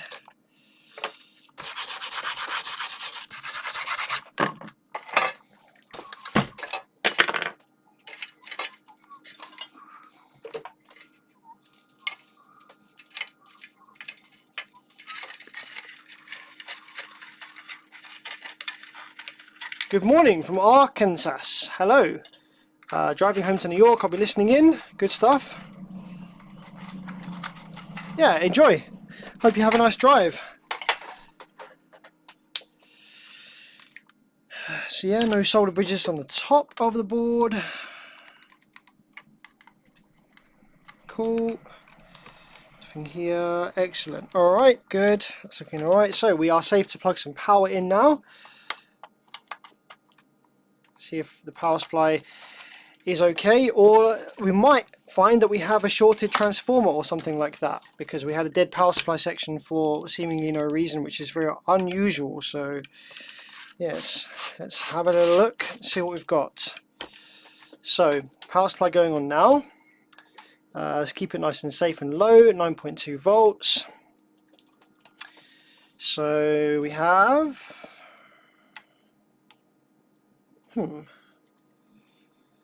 missing ground. What?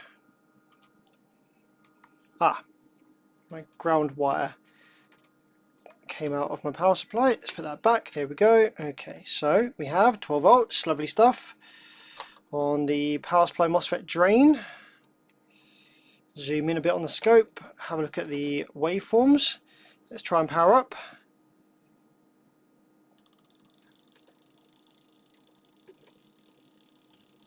Okay, so we have a power up attempt there. These amps don't have any soft start, so it will just keep trying to power up with full current at all times. We built 26 volts worth of rail just then. Just having a little feel with my hands now on these power supply FETs to see if anything's getting hot over here. Doesn't really seem to be. Let's check the gate drive for this one here.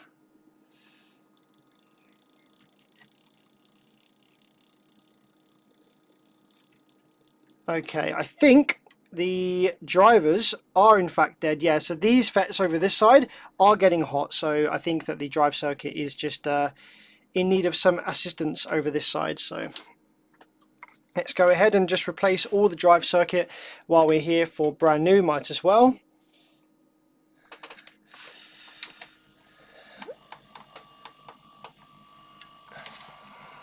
So we have 1, 2, 3, 4, and then 1, 2, 3, 4 down this side.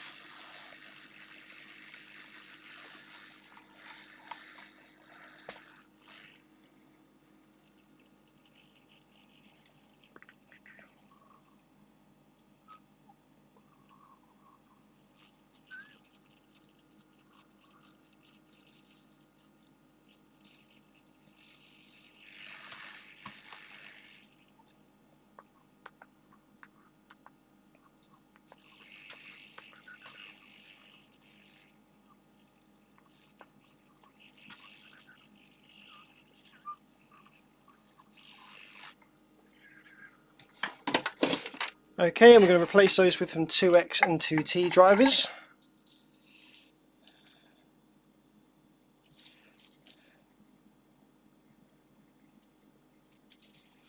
So a pair of 2X and a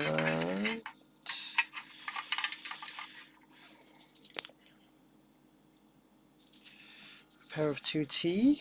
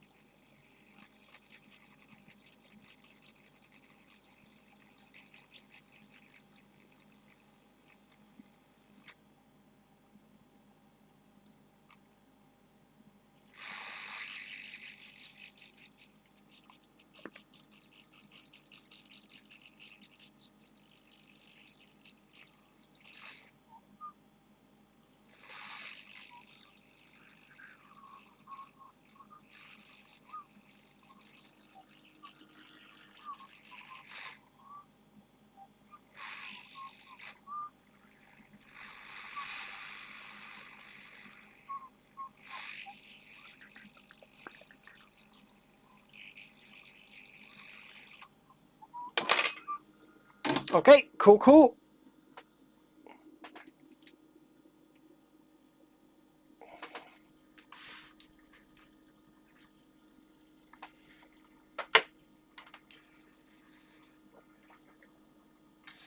Are you still looking at the amp from Big D? The audio pipe is finished. I just need to mount it in the heatsink with some drill bits and stuff, which I haven't got around to yet.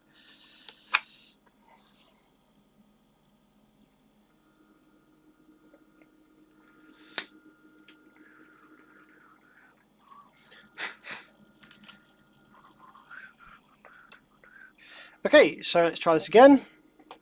Full power. Oh, helps if I attach the remote cable, doesn't it? There we go.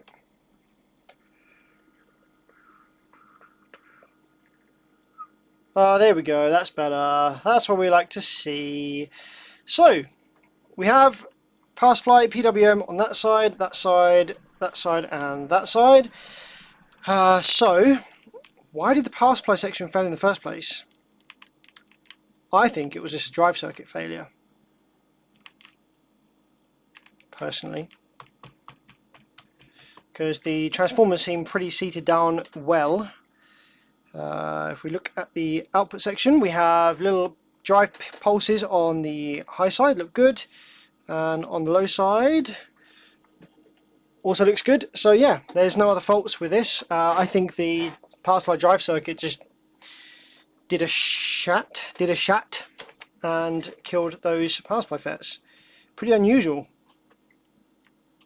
So we'll load up some output FETs, brand new ones, and then put it back in the case, give it a good test.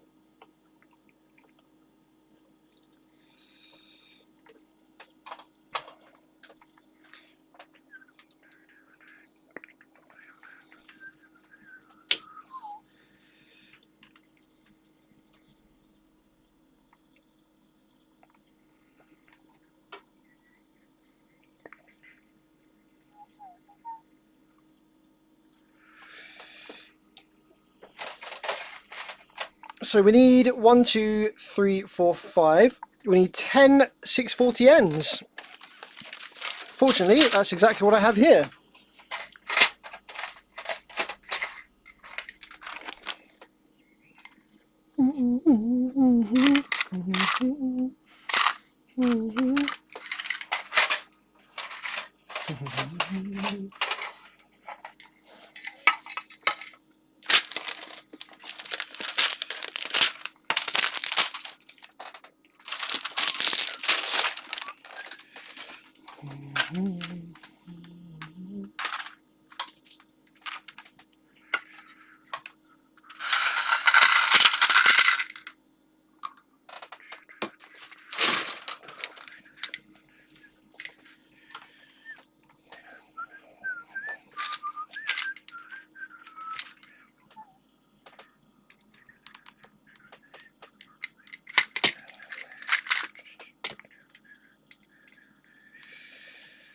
One, 2, 3.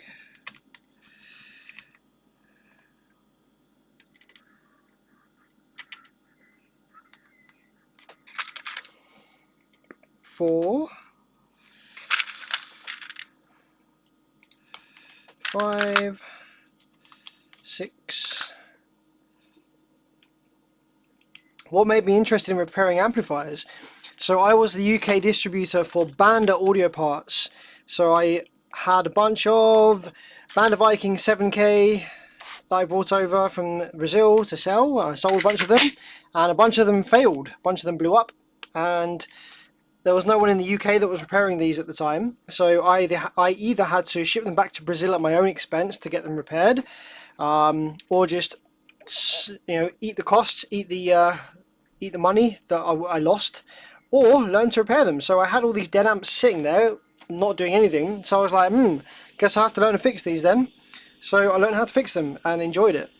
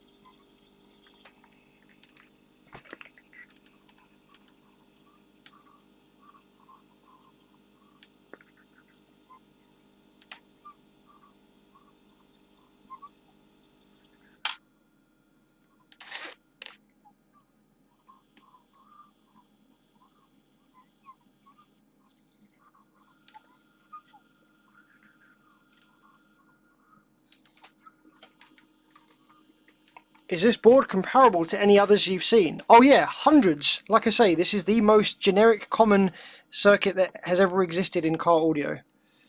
This is in everything.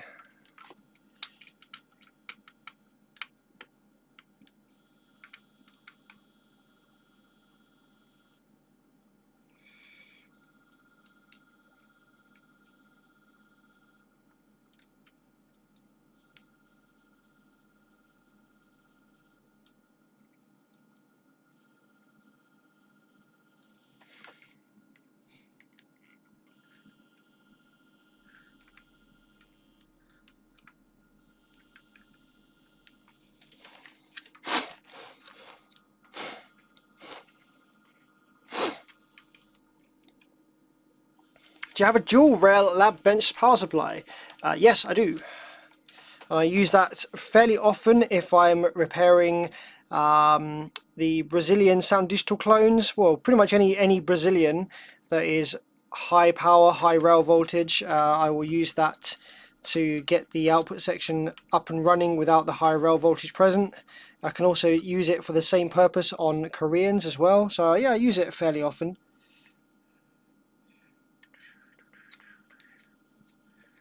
Definitely comes in handy.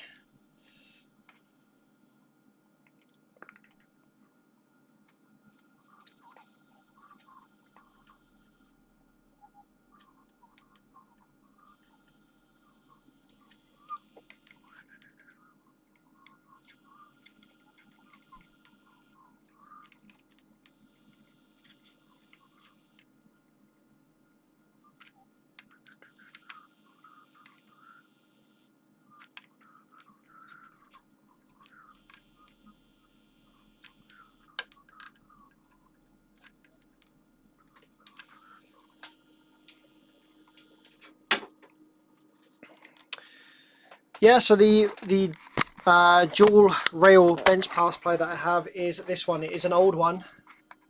I'll just warn you of that. It's an old Farnell Tops 3D triple output power supply. So I've got plus minus 17 volts and then a separate plus 6 volts adjustable output as well. Pretty nice.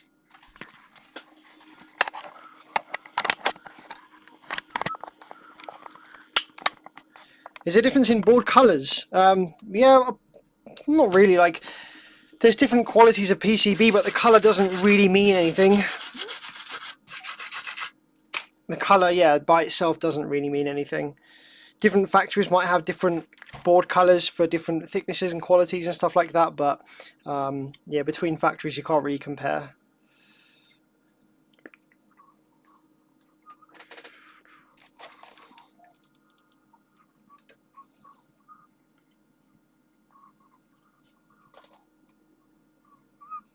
Oh, we've gone green. We've gone green on the main cam. Lovely. The green filter. Love to see it. Fresh thermal paste going on here. Very nice.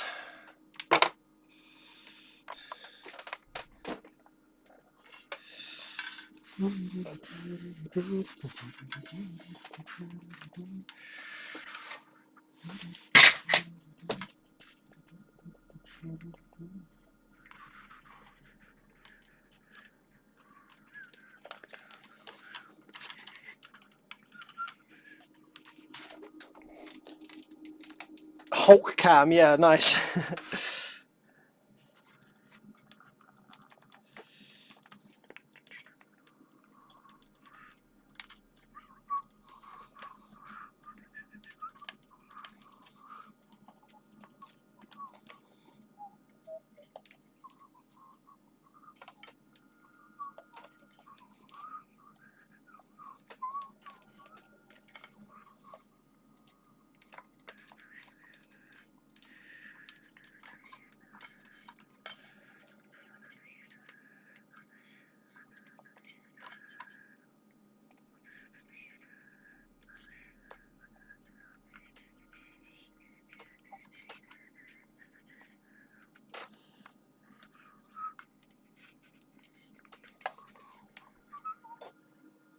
Right, let's get the end plate on because that will set the board position, because this doesn't have any center board supports or anything like that. So if I get the end plate on, then I can butt the board up against the end plate, which will set the end position.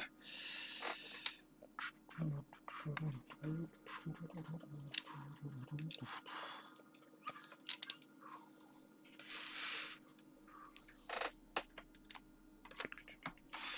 you know of any company that sells pre-flashed PIC chips for Stetson?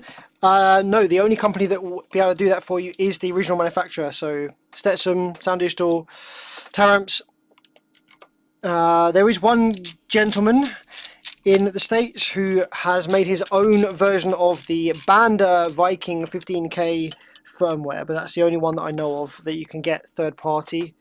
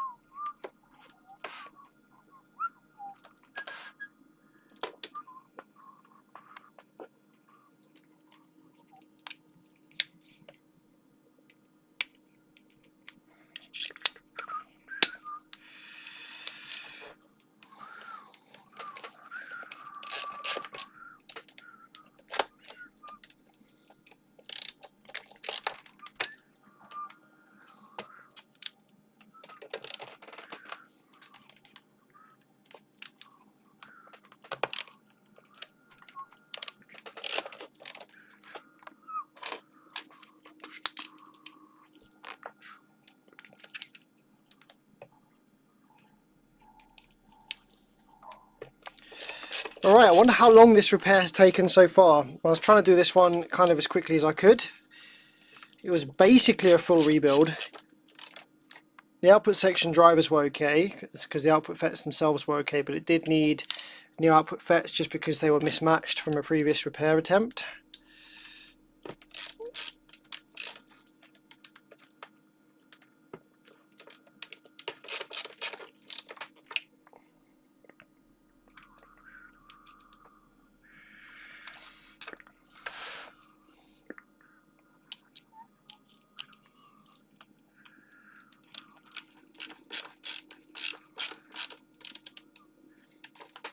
Have you checked out the MT line of mono amps from Stinger? So we don't have a Stinger distributor or seller or anything in the UK, so no. The only time that I'll ever check out amplifiers is either if one gets sent to me for repair, which means that it has to already exist in the UK, or if a company sends me an amplifier for evaluation. So yeah, unless somebody sends it to me, I won't be looking at it.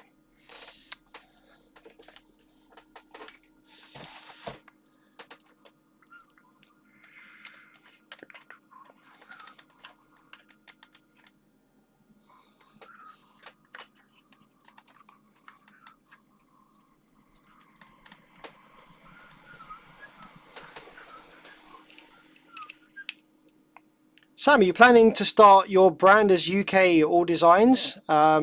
Maybe one day in the future, definitely no time soon. That is an extremely expensive and time-consuming thing to take on. Is designing your own amps and having them, making them myself is massively time-consuming, very expensive. I'd have to have like basically no other main projects on the go. So yeah, not anytime soon.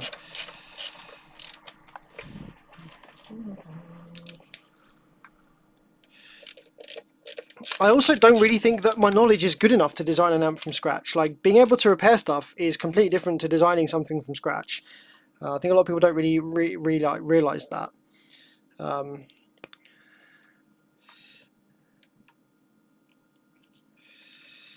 Finding faults and rectifying them versus coming up with your own design of something are very different. Very different amount of knowledge needed.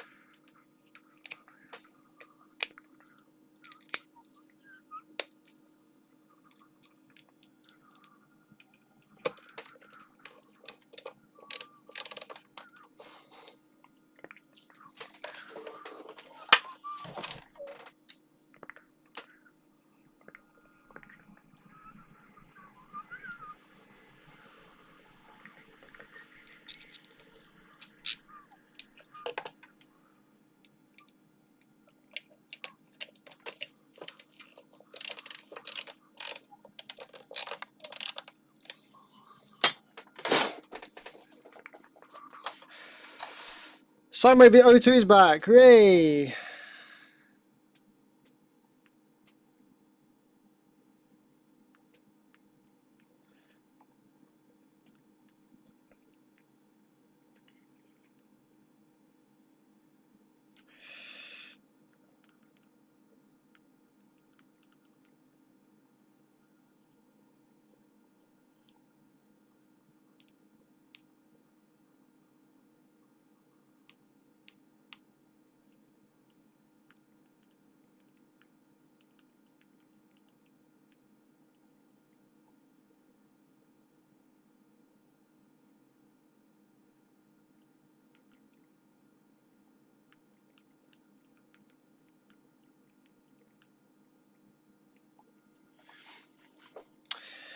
Couple more screws and then this one is good.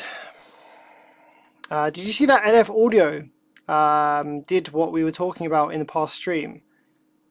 Off-the-shelf purified modules with custom 12-volt power supply. Yeah, I haven't seen anything about the LF Audio ones, but yeah, that's definitely something that I wanted to do. But yeah, I'm never going to have the time really for more projects like that.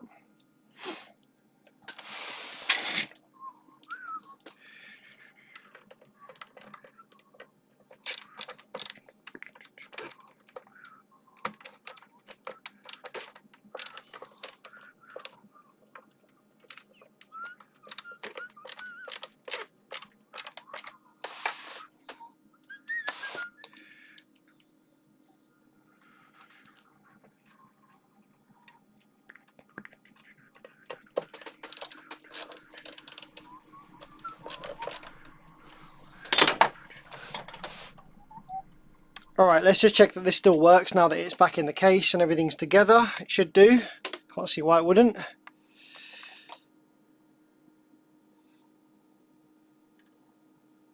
There we go. Output switching. There we go. Lovely jubbly.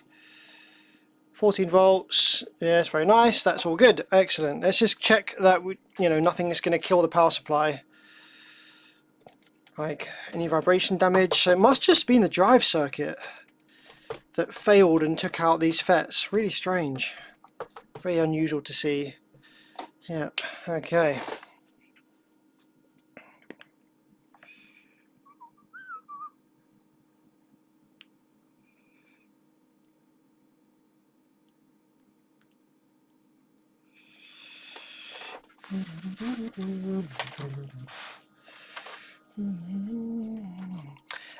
So let's just quickly put this back together and then we'll have a quick look at one other thing, but I've got to head out shortly, but we will have a little look at something else before I go.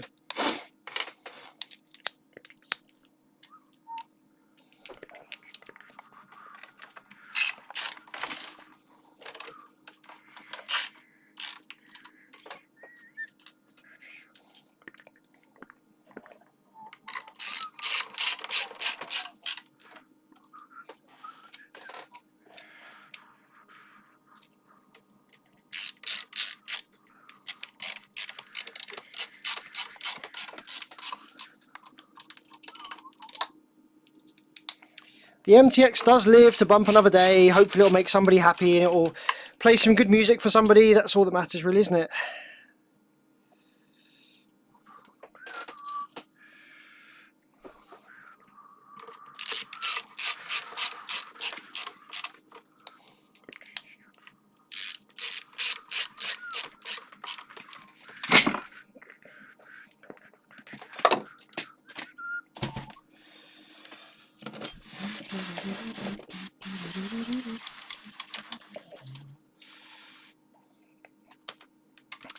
I'm not too interested in going to proper droppers, to be perfectly honest with you.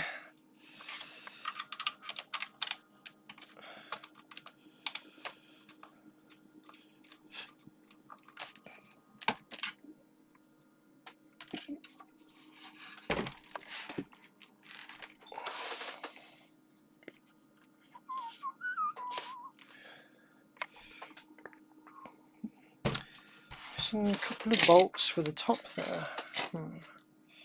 Strange.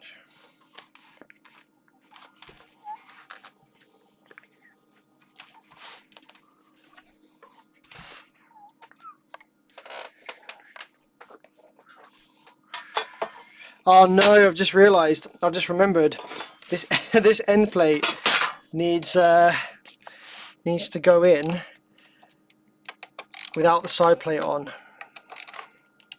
And just see if I can bring that back enough to get that in. There we go.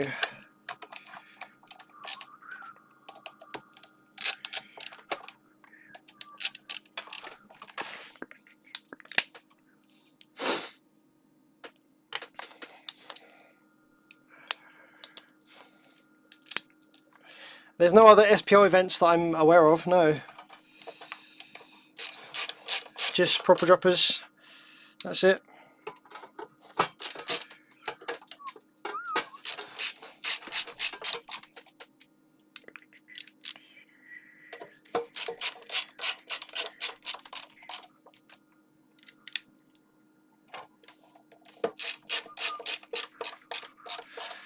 I'd be more interested in going to an SQ event than proper droppers.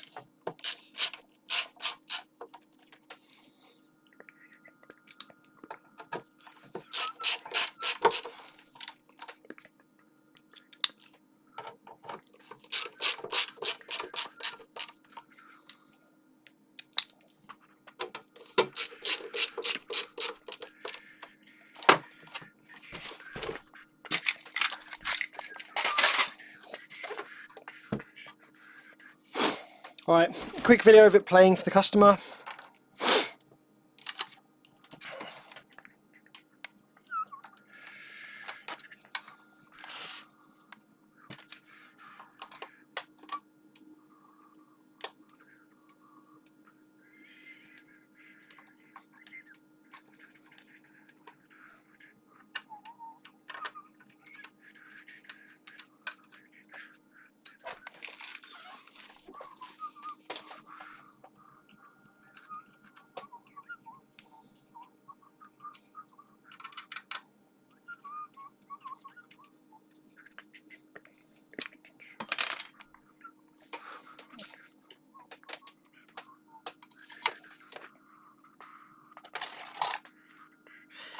Gain was on half. Actually, no, it wasn't. The game was on pretty much minimum. Interesting. Low pass filter was up a bit. Subsonic was up a bit as well. So yeah, the level controls weren't ridiculous. Oops. What have I done here?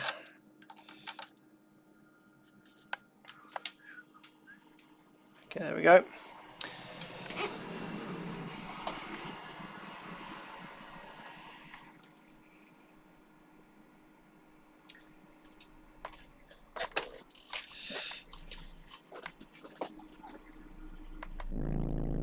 Ah, she lives. Okay. Quick video for the client.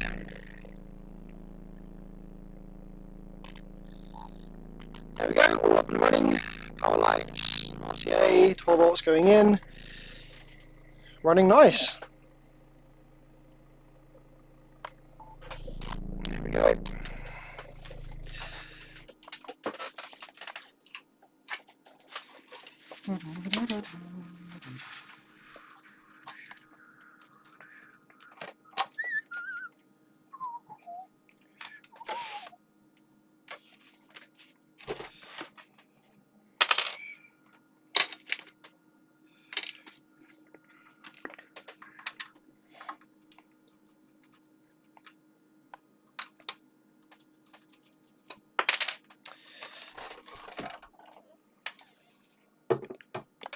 So just quickly, the last couple of things I want to look at today, I'm not going to go too deep into them, I just want to have a quick peek, is doing this little thing, this little Vibe base 1 little monoblock, apparently stuck in Protect. I just want to see exactly why it's stuck in Protect, see what's going on.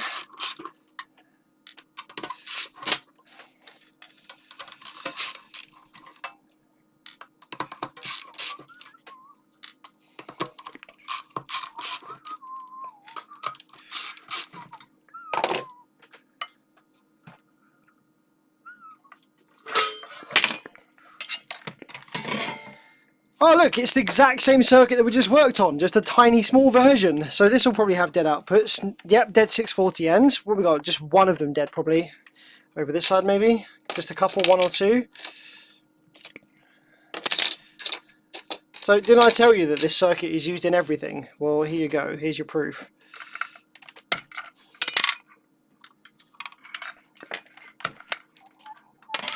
Actually, there's so much access here. I could probably just replace these 8 FETs from the top of the board without needing to take this out of the heatsink at all. So we've got that one there that's dead. There's so much space here. There's actually probably no reason to disassemble this one.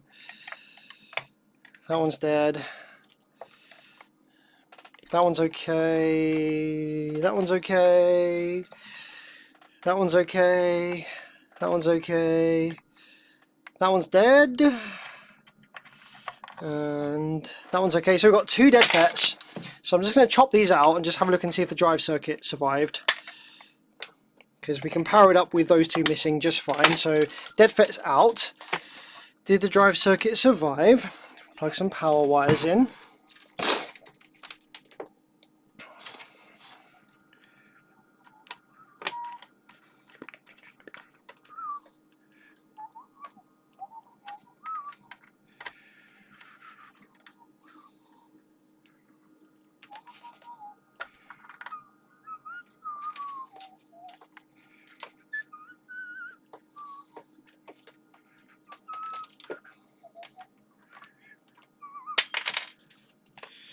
Yep.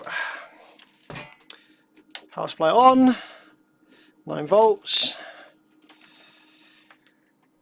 Check rail voltage and also check DC offset. Let's have a look. So we've got rail voltage building on this side. Yep. And so if the drive circuit's okay, we'll have class D switching on this side.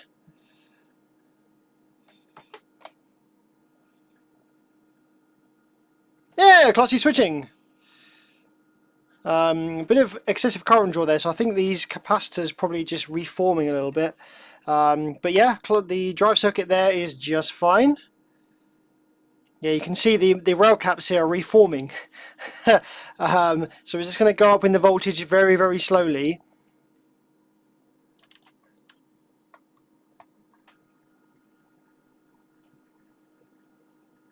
.3, 1.2. 1.1 and up a little bit more, 1.2, 1.3, 1.2, 1.1, a bit more, 1.4, 1.3, 1.2, and then a little bit more. There we go, 1.4. Yeah, 1.3, there we go, that's fine now. So yeah, that's fine. Just needs 8 new output MOSFETs, lovely and easy. So I'll do that. I can just do that from the top of the board, that's nothing interesting. And lastly, I just want to have a little peek at this Vibe M14K. So this is a Korean Xenon full bridge. It is 7,000 watts RMS. Into 1 ohm. Apparently, according to the sticker, it has DC output.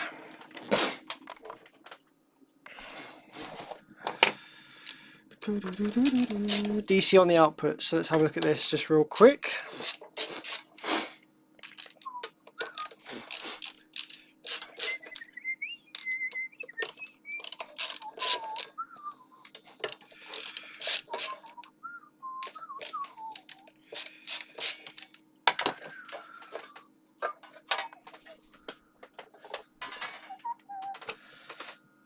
So does this have any dead output FETs? You can see here, nice little... Actually, these are rubbish really, but it's fine.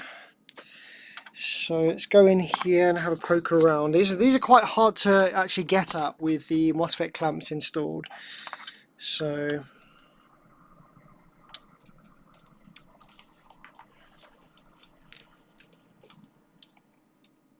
that's our low side FET there. So do we have any shorts to any of these? No.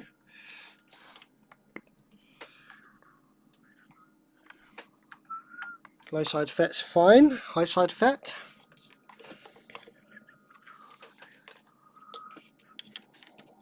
Actually, you know what? I think I'm just going to power this one up. I don't think this one's got dead FETs.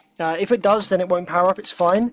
We're not going to cause any extra damage with these designs if they do have dead outputs. But something tells me this one might not be dead outputs. It might be a drive circuit fault that's causing there to be DC offset on the terminals. So let's just plug these power wires in here. Let's have a peek and see what this one's doing.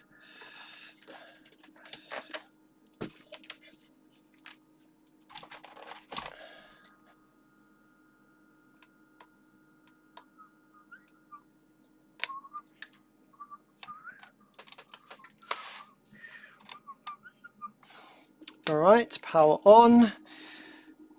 These ones need a little bit more than 9. These ones need about 10 point something. So I'm just going to hit it with a bit of power, get a bit of raw voltage built.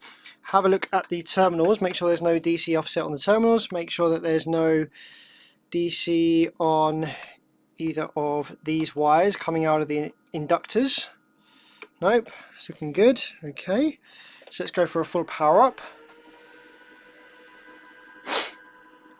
Oh, okay, so we have an attempt at what looks like an attempt at Class D switching there, but it fails to initialize. It sounds like it might actually be a shorting output inductor type of sound. We get like a little peep sound, which is not usually what you want to hear. Okay, let's try and probe a low side drain real quick. Can I get to one of those without removing the clamps?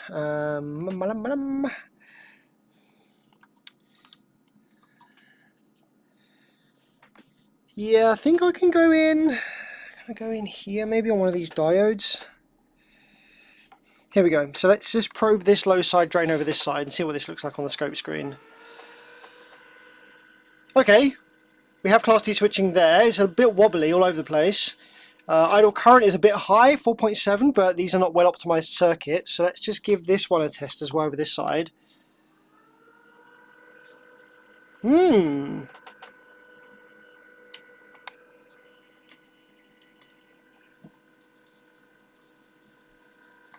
Just a minute ago, I did play around with these output inductors, but 4.7 amps is pretty high idle for these.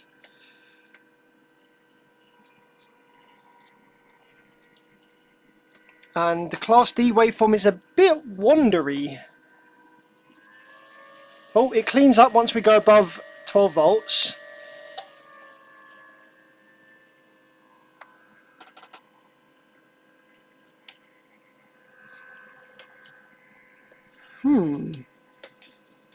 I wish I'd looked at the Class D waveform first thing, but that appears to be okay. We don't have any DC on the speaker terminals now, so maybe it was just like a slightly shorting output inductor that I've just corrected here by moving this over slightly here.